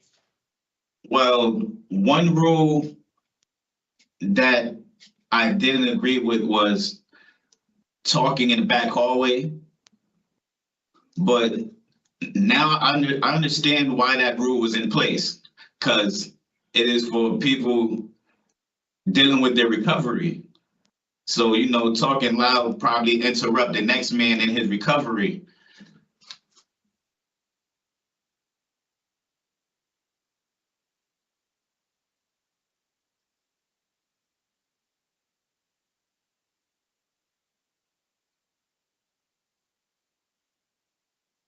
So you gave up the premier program at DOC so you could talk loud. No, absolutely not. That's why I got kicked out of the program. I didn't leave the program.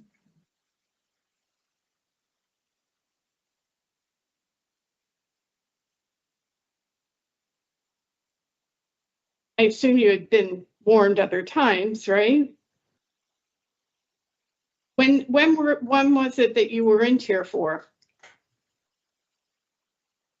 I can't tell you off the top of my I'll head. ask Officer Menard to look that up for us. Yes, ma'am. Well, was it before or after last August when you got the DR for contraband? Okay, it was before. So then you come out of tier 4 and what you were smoking in the facility? This is the time to be honest, Mr. Knight. I can see you sitting there debating about whether you're going to be telling us the truth. I had a few bumps in the road. I got caught for a few things, and I just had too much time on my hands. So that's when I figured I had to get my job, and you were in education, college level. You were in programs, and you yes, still ma'am. had too much free time that led you to violate the rules in the facility, jeopardize other people's recovery so that you could use. Is that it? So I got into school and worked in the kitchen and enrolled myself in these programs after the fact that I got caught with contraband. He was in tier 4, started May 6, 2024, and his end date was June 26, 2024, discharged without prejudice. All right, I have no more questions for Mr. Knight. Board Member Rodriguez. Thank you. Well, both of my colleagues have covered quite a ground in terms of questions. I had the same questions about what happened with tier 4. I'm glad you answered them for us. When you say you were talking loud, does that mean you had attitude? No, absolutely not. So in the back, so tier 4, you have the dorms, and then you have a separate area for the rooms in the back hallway. So my duty was to clean the bathroom in the back hallway.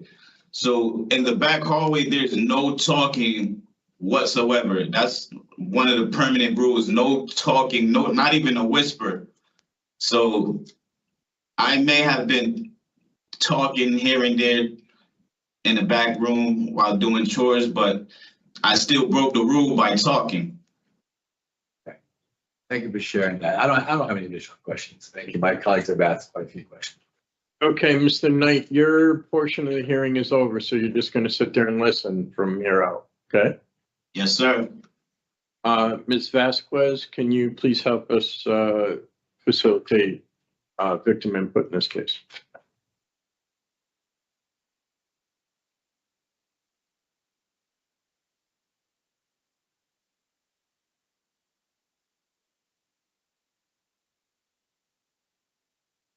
Ms. Vasquez?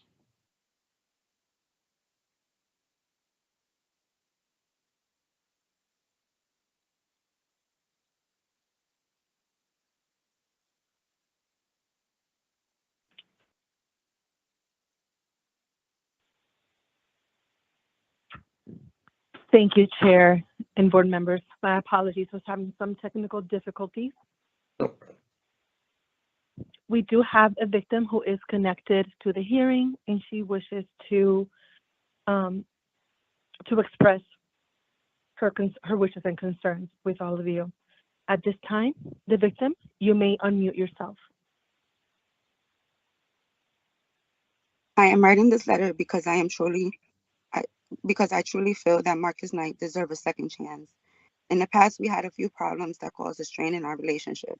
Today, Marcus and I realize that it is important to maintain a healthy relationship. Our autistic son, Legacy Knight, will turn 4 years old on March 16th, and he misses his dad dearly. Every day is a struggle, especially doing it alone. I have no family or friends. I need help, and Legacy needs his dad. I am ready to co-parent with Mr. Knight and truly feel that he has made a dramatic change. Our communication skills has gotten stronger since his incarceration. Communication is the key, and that is what we had lacked in the past. I am not in fear of my life, and I do not detect Mr. Knight as a threat at all. He is actually a kind-hearted person that loves to give back to his community. I've been with Marcus for 15 years, and I know for a fact that he has changed for the better. I forgive him for his past mistakes, and I am ready to move forward. So I please ask that you grant Mr. Knight parole. Thank you for your time. Thank you for your statement. Thank you, Chair and board members. This is all I have for this case.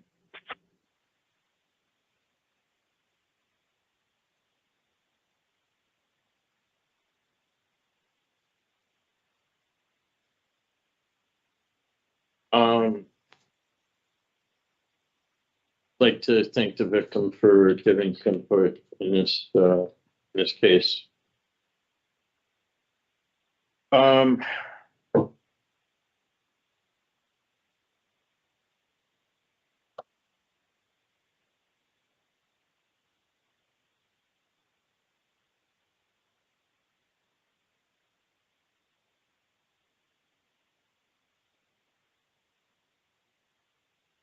So, Mr. Knight has taken some programs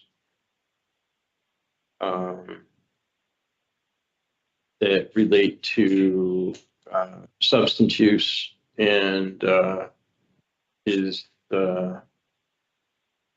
extensive background with violating protective orders when it comes to DV inside.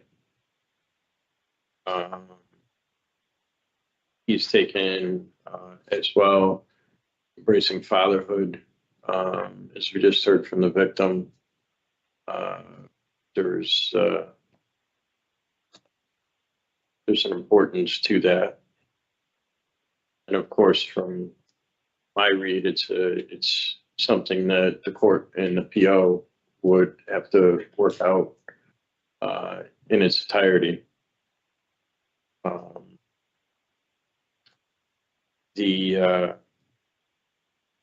Mr. Knight has skills that lead to employment. He's engaged in second chance Pell Grant program, taking some classes in business management. The very concerning DR October 23, was a year and a half ago. It's unfortunate that last August after a stint in Tier 4, he chose to use THC facility. And since he's taken the Tier 2 program, I can only hope that he took something away from that.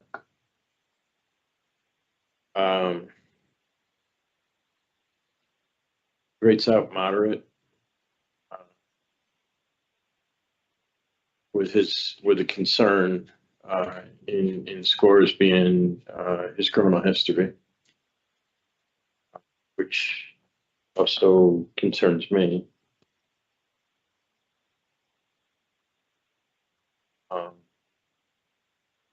He did talk extensively about DV program. Board Member Turner pointed out that it's not the first time that he's taken that program. He shared insight in that physical, emotional, and mental harm can all cut the same way. And all three of those play a role here.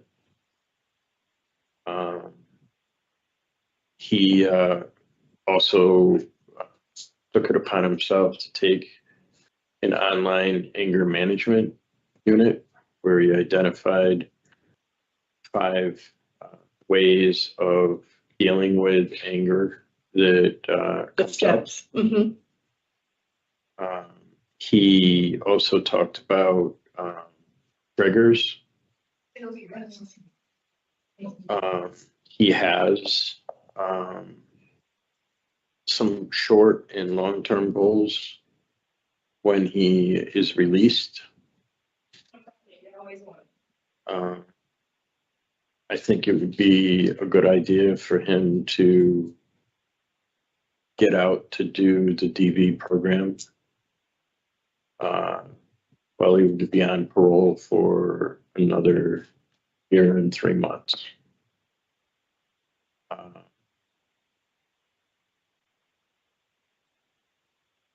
However, I also want to hear from my other board members. So it's this is particularly challenging because Mr. Knight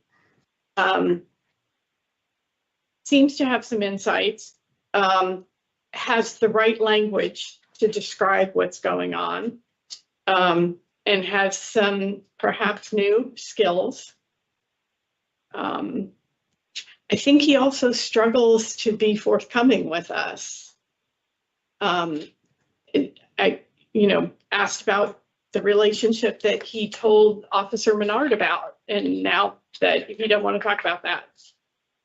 And you pointed out some distancing in his language. And I think the euphemism of toxic relationship is part of that distancing, because what makes a relationship toxic is the abuse, the threats, the disrespect, undermines any ability to have trust between partners. I'm glad he understands it's his own insecurity that he's got to work on. But we've been at this rodeo with Mr. Knight for 9 years. And I don't think it's the Explorer program that he needs. I think it's the Evolve program, and he can only get that on probation. I have never before seen 17 full no contact protective orders against the same individual with the same victim. That really raises the bar for me, as well as the kinds of threats that he was making. When he was interviewed by the parole officer, he minimized his behavior, saying it was never physical, but this victim is afraid of him, at least in everything that we read. I understand, she's single parenting now, and his health is, important to her, and they certainly have a long history. I think it's a bridge too far for me today. I think he can use the additional year there in the facility to continue working on himself. And I think 3 years for what he was engaged in out in the community. And we didn't even get into the gun in his case, I think is appropriate. So I'm going to have to say no today. Okay. Board Member Rodriguez. Sure. Struggle with the same situation. I do believe that he's done some work. He has hates inside. But I struggled with it. He had taken this before. He had taken the Explorer program before, and we're still kind of in the same place. He still has a protective order that's out to 2027. So it's not as if he's going to be able to go out unless it's fixed at some point to even make the context that and I appreciate the victim statement too. I really do. I appreciate struggling out there and really use probably the help, but there's still a protective order outstanding. I didn't hear any comment about going to court to withdraw the protective order or any of that. So I sure would want to see him, kind of get wrapped up in that situation again. I also think that he could do some more work while in prison. I was also struck by 17 violations of protective orders. That's an awful lot. Again, I don't want to take away from Mr. Knight's progress that he's done. I really believe that he should continue in that vein if in fact he wants to be the man that he says he wants to be.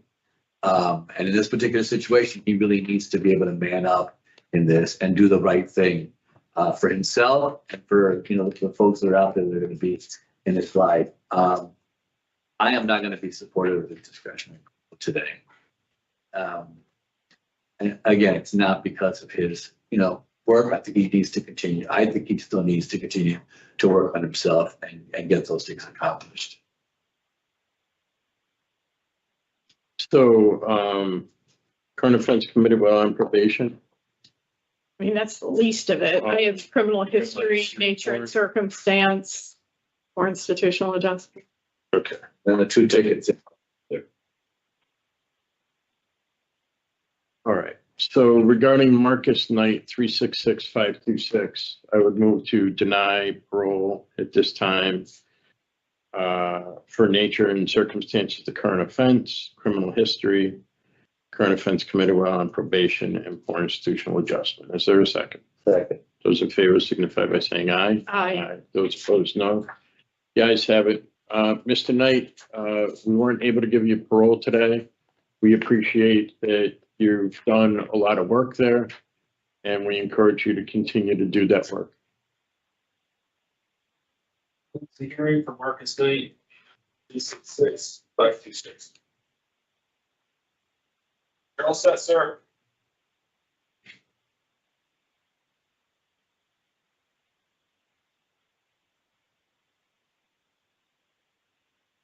Here you go, guys. All right, now let me. Thank you. You're welcome.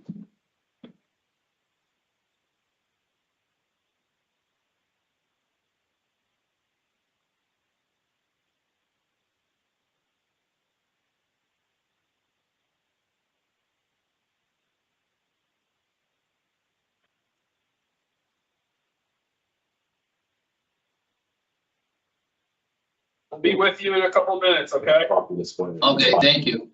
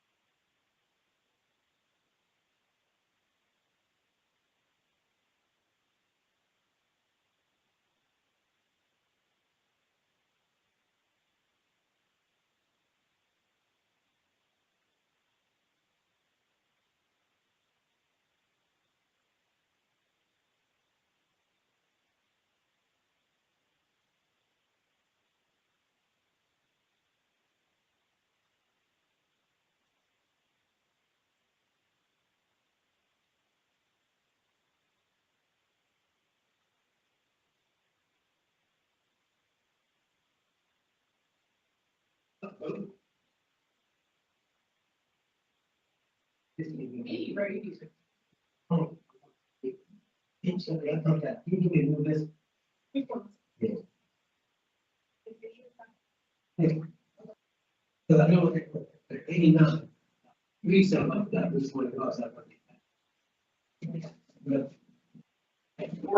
is Parole Bernard. Today is Friday, March 14th, 2025, and this is the hearing of the Connecticut Board of Parole.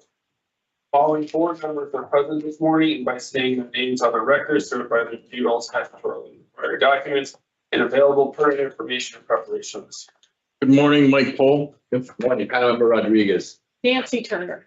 Also present is Victim Services Advocate Dina Vasquez. Please state your name and inmate number for the record. Khalil Kelly, inmate number 442731. This hearing is being conducted in consideration of the parole application for Khalil Kelly, inmate number 442731. He is serving a sentence of 10 years executed suspended after 16 months jail with 5 years probation for criminal possession of a firearm. As of today, records reflect the parole eligibility date of April 7th, 2025. There is victim input in this case. There is an offender accountability plan for the offender. It has been reviewed and shows the offender has completed the following. He's completed good intentions, bad choices, domestic violence, voices, anger management, alternatives to violence advanced, and is participating in the CLIP program. The offender also is a mentor in the alternatives to violence program. Utilizing the statewide collaborative offender risk evaluation system, the offender's overall score on the FRT falls within the range of risk for recidivism. This is your opportunity to express to the board why you believe you should be granted parole. You may begin. Do you have something you want to read? Oh, yes. Thank you.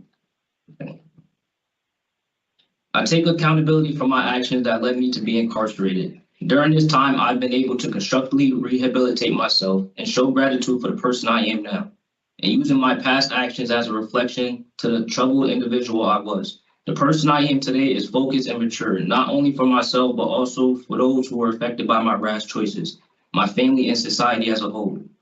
My time incarcerated was an opportunity to reconstruct myself and take advantage of the resources and programs that were available to me. Each one of them helped guide and mold me into the person I am today, a motivated and dedicated person who is selfless and in control of my growth. To also help others make a positive change within themselves and surrounding environments.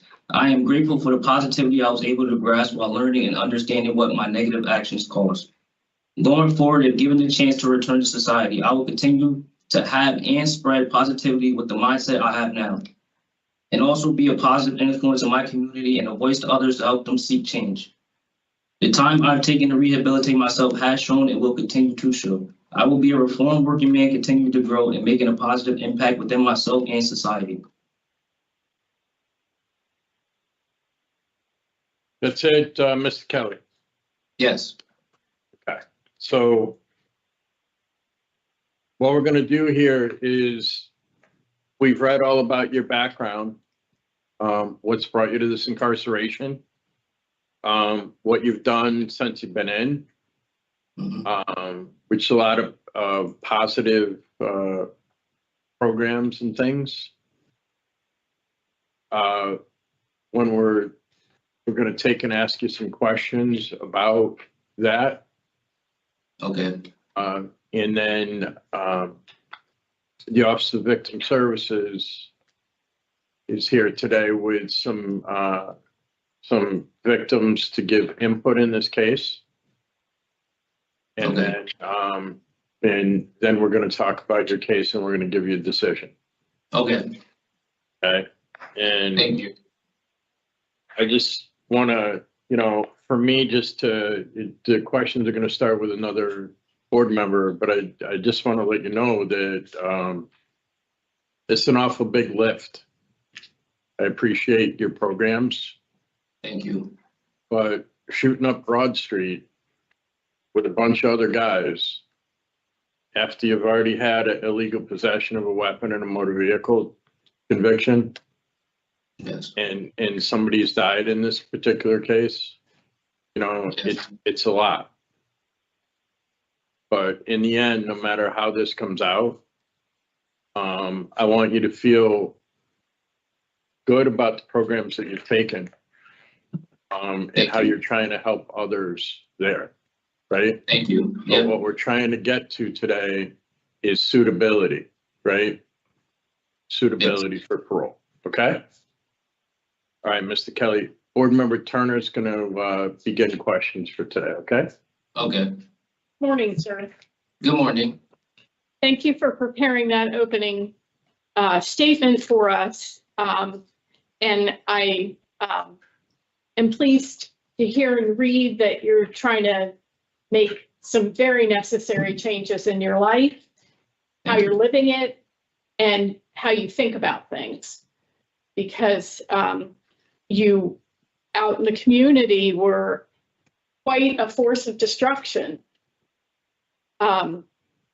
So congratulations, no DRs. It's what we Thank you. expect, but we don't always see it. So it's good to see it. Thank you. And, I'm, impressed that you took some programs that don't really even have to do with anything related to a criminal history.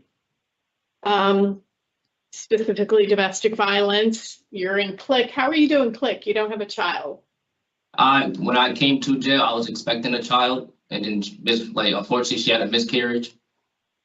Okay. So I took that program and I continued to do it because I felt like going forward, if I do have a child, there was a lot of things I was able to get from that program, and it helped me as a person myself. Are you a reader yourself, Mr. Kelly? Yes, but it helped me be able to prepare myself for fatherhood. Okay. Well, there are additional programs, 24/7 dads, specific fatherhood programs. So there are other programs that are available in the facility. We just talked to someone who was ready to take a fatherhood program. You took the Voices program. Yes. And yet in your opening statement, there's not a reference to the fact that somebody lost their life in this situation that you were party to or actually responsible for. Yes. You want to talk about that? Yes. So the Voices program, it told me that a victim is not only an individual, but it can also be a society as a whole. And for my actions, it didn't only affect myself. It didn't affect only the other party. It affected my community. Like they looked at me as a disruption, as a problem, not more of a positive impact. And me taking that program, it made me look at life differently going forward. Like I need to be that positive impact. I need to be a positive role model. I need to change my ways. So for that night, I do take accountability for my actions and what caused me to be here. And my time incarcerated, I'm just want to better myself going forward. I just want to be a better outcome, a better look at it myself. Yep, we did hear about that. So I guess I'm going to ask you to be more specific as to what you're taking accountability for. Yes, and that's possessing the firearm that night when I wasn't supposed to. Did you discharge that firearm? Yes. Are you taking responsibility for that? Yes, I am. They recovered 16 shell casings at the scene. And there was a bullet that went through the window of the Dunkin' Donuts. And a shell casing that was found inside the gas station shop where people were. They were hiding. Yes. So let's talk about what harm you're responsible for out in society by the choices that you are making. What did you put your community through? Grave danger. I probably changed some people's lives. They probably, it still bothers them to this day. And What's I can that say called? it's still What's that called? fear, Trauma. PTSD, trauma. Can you imagine from that day forward what it must feel like trying to go to a gas station and put gas in your car? Yes, The fear, the hypervigilance, the anxiety, all of that? Uh-huh. yes, But it wasn't just the people that were there at the scene. Everybody read about it in the papers. They covered it on the news. So it has that wider effect. You didn't even have to be there to think, damn, Yeah. just a simple Meriden gas station is the scene of a shootout. yes. And if I may speak on my behalf, it affected me that day as well.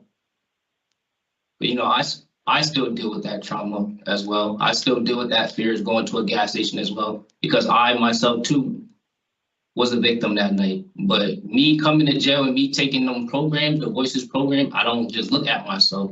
I look at the broad picture of everything. Everybody, like you just said, everybody that read it, you have to be present. What was your conflict with the victim? I don't have no conflict. It was just a random act that night that You were in I an don't have adversarial role with the victim. This had been going on for some time? no. That's what the police reports say, but that's not what happened. I'm gonna have to believe one way or the other. I'm gonna go with the official record. Okay. So tell me about this music video that you filmed in front of a gas station, August of 2021. That music was already made prior, way before that. So I'm not sure. Did you where the- think it was maybe in poor taste? Not necessarily, I'll say, if I want to be honest. So even after being involved in a situation where somebody died and you yourself were shot, it seemed okay to continue in that lifestyle that promoted and glorified that kind of violence. The line in the song is, thinking to myself, when I see them, I'm going to off them.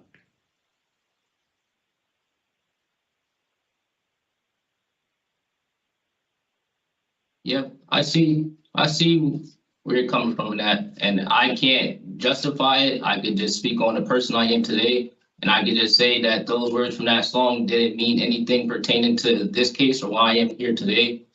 Then why'd you film it in front of a gas pump?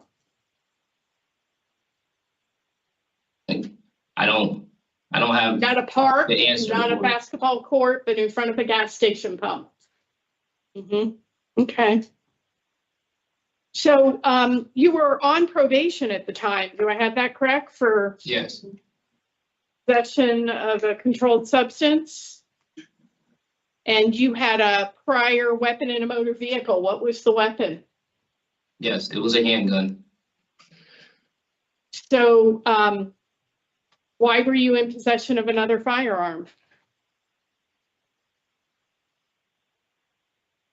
I don't want to justify it. I don't want to use the reason as saying I was young, but since those incidents, I just had to tell myself that going forward, I have to be a mature person. I have to change my ways.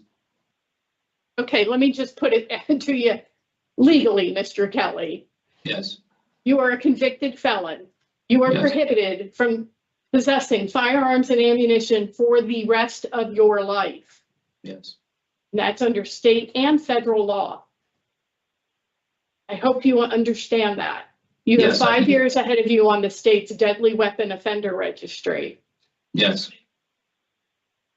So again, why did you have the gun? It was a poor choice. It was a rash decision. It was a choice that I will not make again. Why did you have the gun? I felt like I needed to protect myself. Where did you get the gun? From off the street, a crowd of people that I'm no longer gonna affiliate Did you myself buy it with. from They're around- someone? Yes, And how long did you have that gun before this shooting? Not long. I'll say weeks, 2 months prior. So did you ever practice loading and discharging and storing and cleaning that weapon? Prior to my 2019 conviction, I was going for my gun permit, so I did attend the classes. I'm talking about the gun that you bought off the street after Oh. your first gun was taken from you. Because you know every gun handles differently. I'm sure you learned Yes. that in the class. Uh-huh. Yes, Uh-huh. So you thought you could protect yourself with a gun you didn't know how to use? You had never practiced with? Do you hear how yes, crazy that sounds? Okay. yes, correct. And you want to go back to Meriden to live with your uncle? Yes.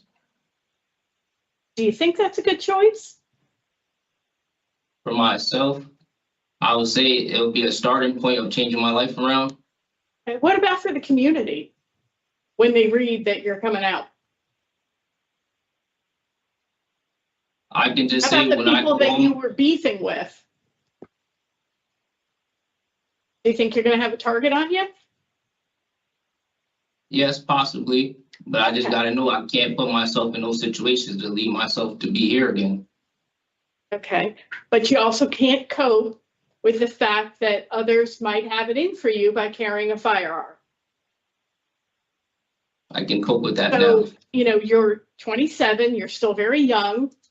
Yes, Might be time to think about, you know, relocating, trying a halfway house in Norwich or someplace where you can start fresh.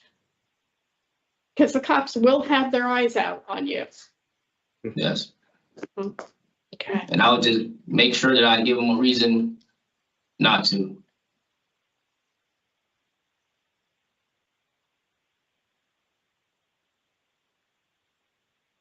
I just, I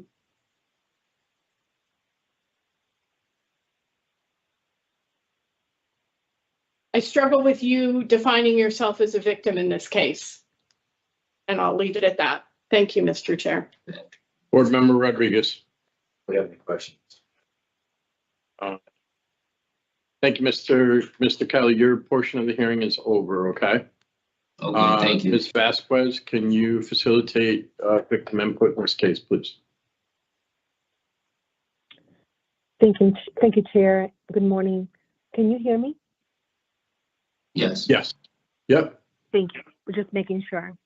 I'm sorry. I had the opportunity to speak with family members of the victim, and they have asked me to read this statement on their behalf. And it reads like this. Good morning, board members. I want to start off by saying I forgive you, but not for you, for me. You took a piece of my heart that I will never get back. The amount of pain that you put my family and I through is something I wouldn't wish upon anybody, not even you. As far as I'm concerned, you are not remorseful for the things you've done, and you are where you need to be. You could have written me a letter apologizing or showing some kind of remorse, but instead, you chose to make a rap video about killing my son, glorifying the fact that he was dead. That's absolutely disgusting. Yet, I still choose to forgive you. You not only took my son, but you also took somebody's brother and somebody's father. My poor grandson was having such anxiety that he started pulling his hair out because he did not understand that his dad was not coming back ever. It makes me so sick to know that you are asking for early parole and not even giving, I'm going to quote what the victim wrote, not even giving a shit about the amount of hurt and pain you have caused, not just me, but my whole family. My son has not even been gone 5 years, and to think about you being able to go on with your life after such a short time in prison turns my stomach. I feel you need to be in there longer and think about the pain you have caused us. But that choice is not up to me, it's up to the parole board. Just know that you will reap what you sow. I feel better knowing one day you will get your karma. Michael's mom. Thank you, board members. This is all I have for this case. Thank you, Ms. Vasquez. Board Member Turner. All right. So an incredibly serious crime situation underlying the convictions that Mr. Kelly is serving a sentence for. He did get unconditional discharge for the illegal discharge of a firearm. His history with guns in the community is concerning. He received back in October a sentence modification that took 1.5 years off of the time that he has to serve, which may be why the victim's family is surprised to have him coming up for parole so soon. I recognize and appreciate the efforts Mr. Kelly has put into his own rehabilitation, and have already noted his ability to abide by the rules there in the facility, and to become a mentor in the alternatives to violence. I really hope that some of that programming is going to make a difference when he is back in the community. I do have concerns about his release plan and the lack of sensitivity that he would think it's appropriate to go back to Meriden, where this crime took place. I will not be able to vote Mr. Kelly to discretionary parole, nor do I want to rehear him. I think out of respect for the victims in this case, he needs to serve his entire 60 months. Board Member Rodriguez. I concur with my colleague. Yeah, I will not be supporting Mr. Kelly's discretionary parole today for basically many of the same reasons. Just the nature of this offense was just so horrendous and so dangerous to public safety. And I would like to hear more change from Mr. Kelly. The absence of any reference to the victim in his opening statement, his posturing that he himself is a victim in this crime, it makes me question whether he's really reconciled himself to who he was out in the community. The whole mitigating stuff around the video, I mean, it is what it is. Just accept that you made another poor decision to show a complete lack of regard for the victim in this case. So it just, sorry, I had to add that. You took the words right out of my mouth. That was the next place I was going to go to with this. So anyway, for those reasons, I would not be supporting Mr. Kelly's parole, but I hope he continues on the path he's going, and he continues to do the work to put himself together, and that he really thinks about the impact of the victim on this. I don't think he's really gotten there yet. Anyway, thank you, Mr. Chair. Thank you. Nature and circumstance, criminal history, current offense committed on probation. Yes. Regarding Khalil Kelly 442731, I move to deny parole based upon nature and circumstances of the current offense, criminal history, and current offense committed while on parole. Probation. Current offense committed while on probation. Is there a second? Those in favor signify by saying aye. Aye. Those opposed, no. The ayes have it. Mr. Kelly, we were not able to give you probation up. Yeah. I need to get those two straightened out. We were not able to give you parole today. And as I said in the beginning, you know, you're doing a lot in the facility. You know, I really encourage you to keep doing that. And come out and put into action those plans that you have. Okay? Thank you. Thank you. Thank you. This concludes the hearing. Kelly, meeting report 427.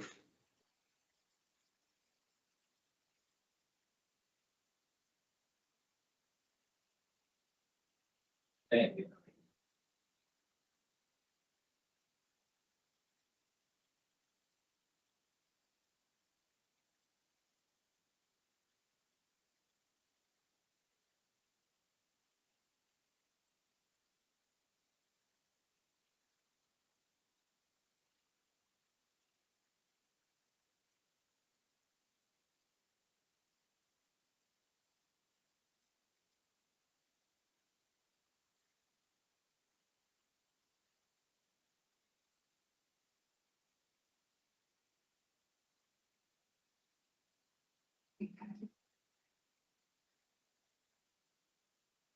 Mr. Cruz, right? Yes, sir. All right, we'll be right with you. Okay. Okay, the other guy, he's on his way. His step. So the other one. Nope, I mean, Escobar-Ayala. Just him. Yeah. No, they didn't go already. I just had it. So just, yes. Okay.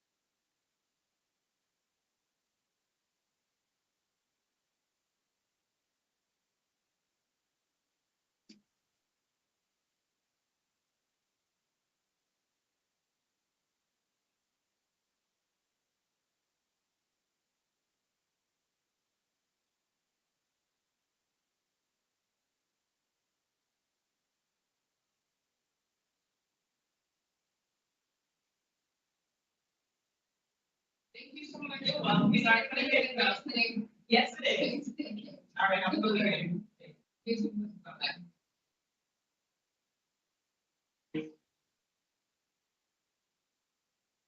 Morning, my name is Parole Officer Bernard. Today is Friday, March 14th, 2025, and this is a hearing of the Connecticut Board of Pardons and Parole.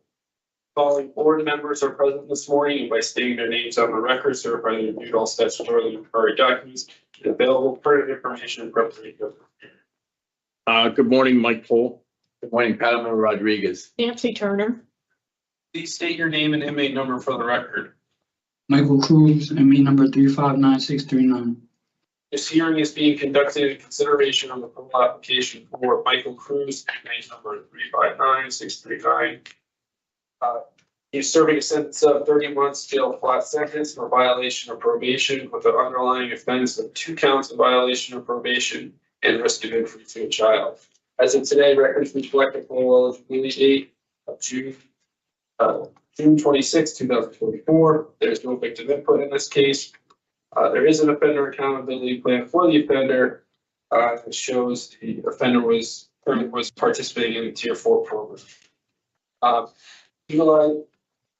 Utilizing the statewide collaborative offender risk evaluation system, the offender's overall score on the SRT falls within the high range of risk for recidivism.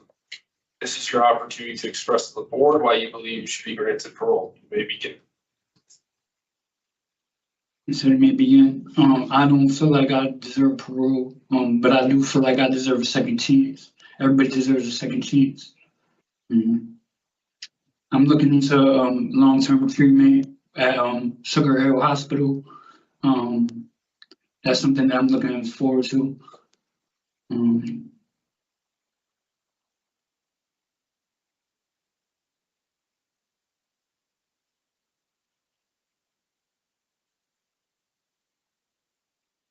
Are you good, Mr. Cruz? Yes. So, I'll just tell you real quick, you know, we've taken a look at your background, what's happened since you've been in.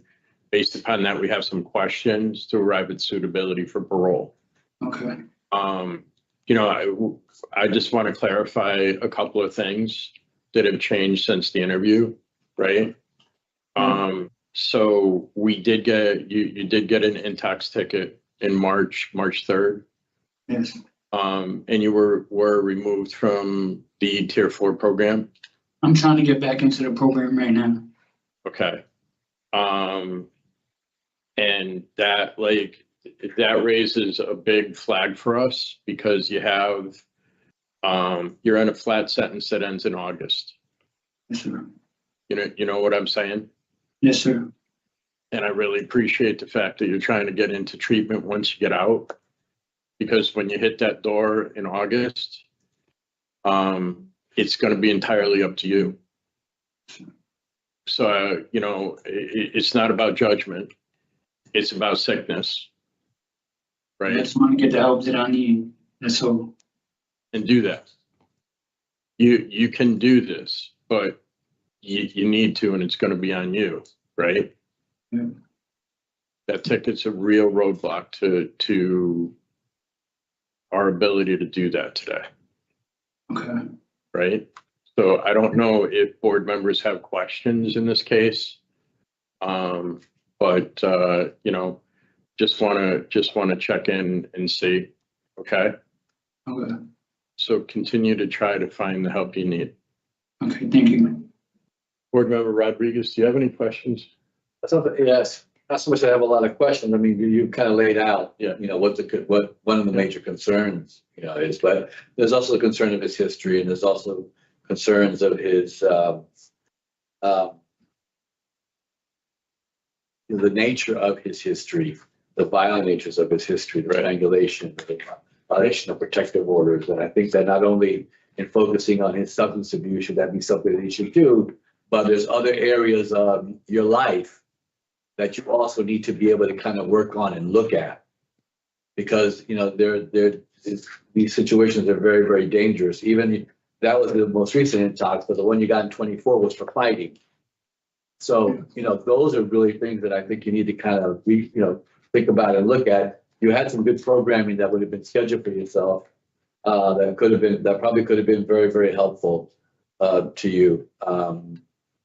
Again, the nature of that happening, the fact of your history, the fact that you score high to recidivate and to come back to prison. I mean, those are all things that you know, we need to take into consideration in this situation. So whatever happens today, I think you really do need to continue to work on yourself to your EOS date. All right, thank you. Remember Turner, anything? Yeah, just real briefly. Mr. Cruz, when did you come into the facility on this sentence? I believe 2 months ago in this facility. No, I meant In January, I came in this facility in January. not specific to the facility, but when did you start this period of incarceration? I started last January. Okay, so January 2024. Yep. Okay, and how long did you wait to get in the Tier 4 program? I waited up until January. No, I waited up until March.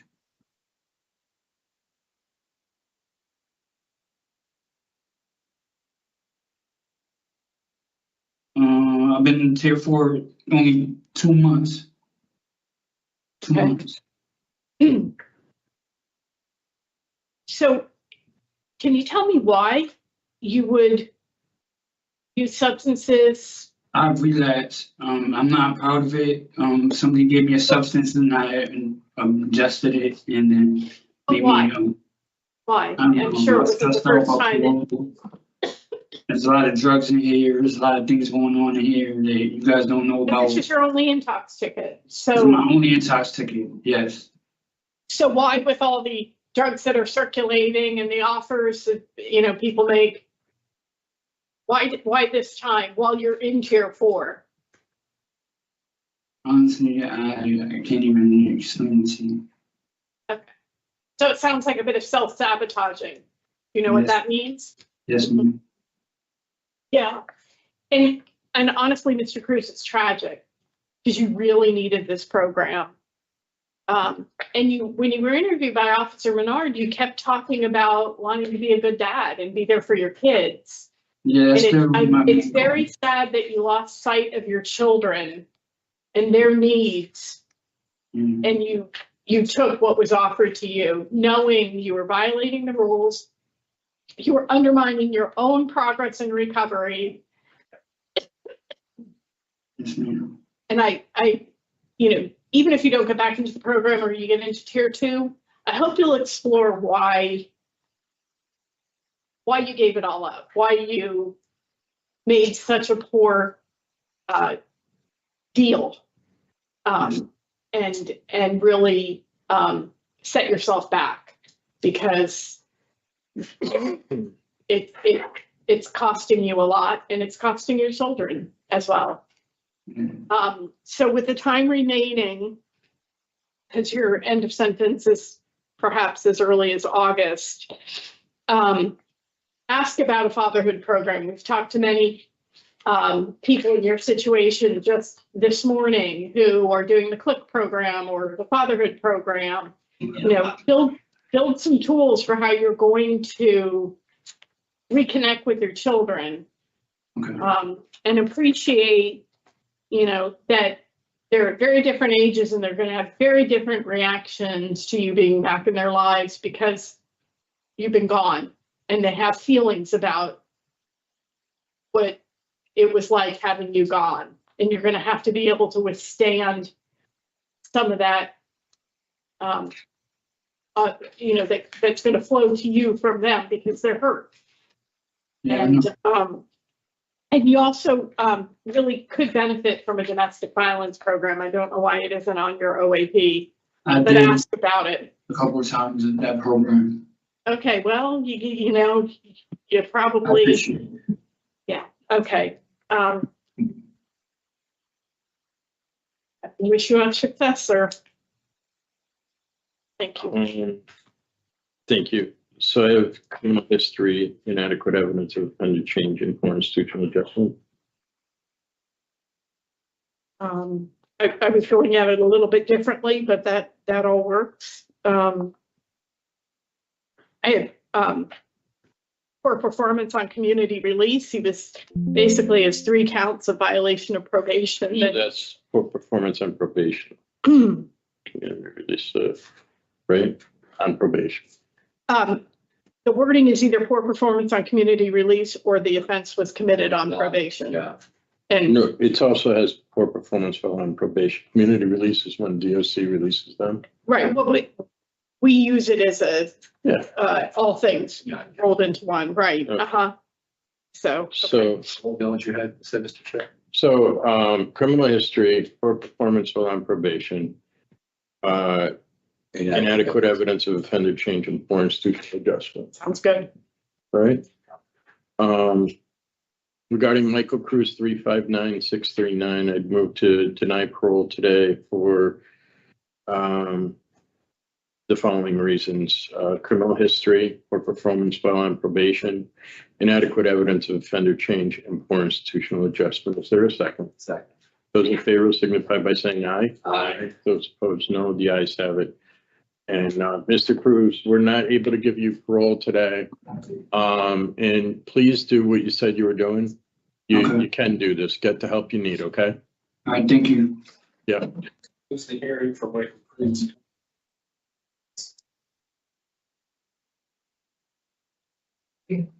DelValle?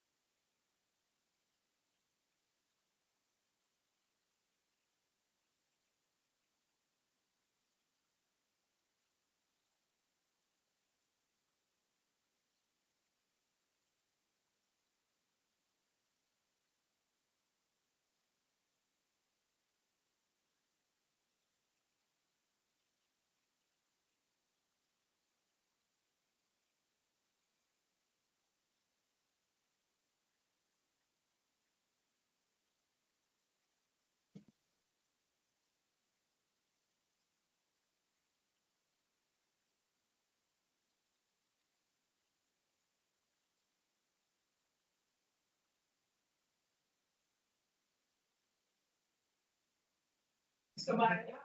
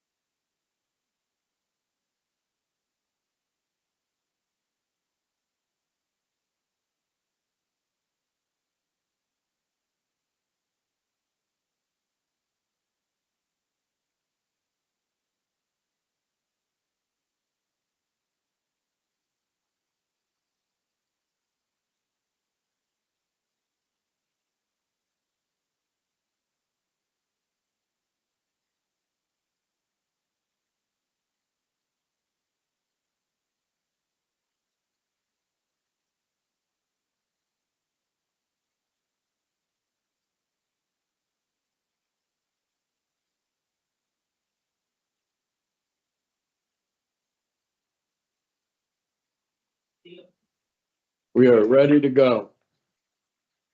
Morning. My name is Parole Officer Renard. Today is Friday, March 14th, 2025, the hearing of the Connecticut Board of Pardons and Parole.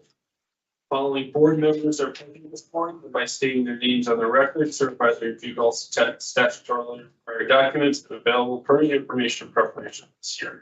Good morning, Mike Pohl. Good morning, panel member Rodriguez. Nancy Turner. Please state your name and inmate number for the record. Rafael Dali, 429449.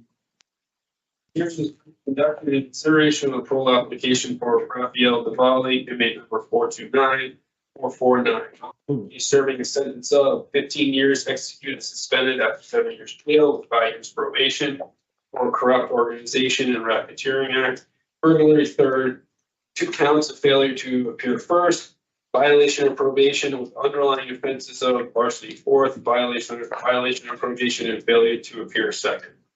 As of today, records reflect the parole eligibility date of February 8th, 2025. There is no victim input in this case. There is an offender accountability plan for the offender. It has been reviewed and shows the offender has completed listed in tier 2. Utilizing the statewide collaborative offender risk evaluation system, the offender's overall score on the SRT falls within the moderate range of risk for recidivism. This is your opportunity to express to the board why you believe you should be granted parole. You may begin. I completed all my programs. I'm not the same person I once was when I first came to prison. I have a plan when I get out. I was just doing everything wrong back then. That's not me anymore. I'm trying to change my life. I have 2 kids I want to provide for, and I'm ready to be a man and step up to my responsibilities.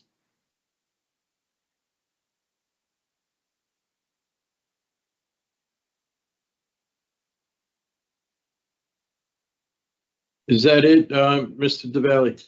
Yes, sir. Okay, thank you. So what we're going to do is we've taken a look at your background, what you've done since you've been incarcerated. Based upon that, we have some questions to arrive at your suitability for parole. And then we're going to take turns asking those questions, and then we're going to talk about your case and give you a decision, okay? All right, sir. All right, so you laid out a few things in your opening statement.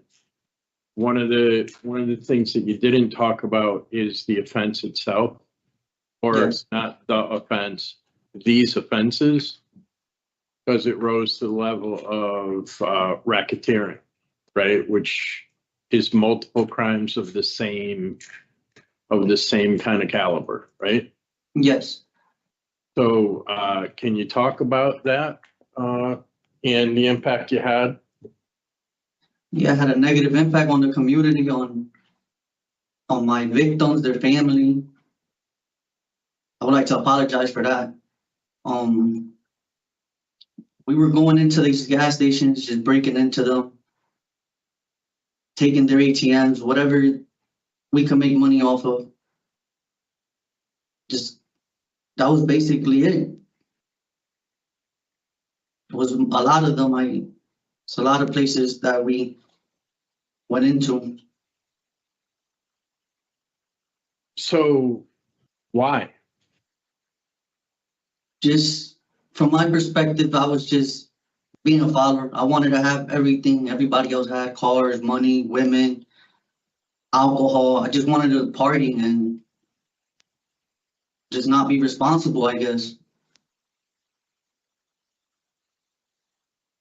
So it was greed, envy. I think that's what I just pulled out of.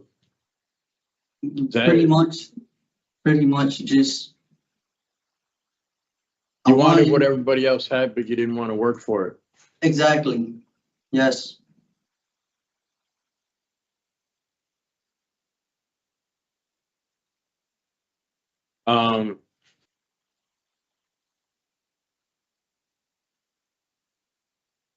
And obviously the violations of probation come down to same thing Same here, thing. right? Yeah, same thing. And what about the failures to appear? The failures to appear, I just didn't want to come to prison. I thought I was gonna come to prison, so I just didn't show up.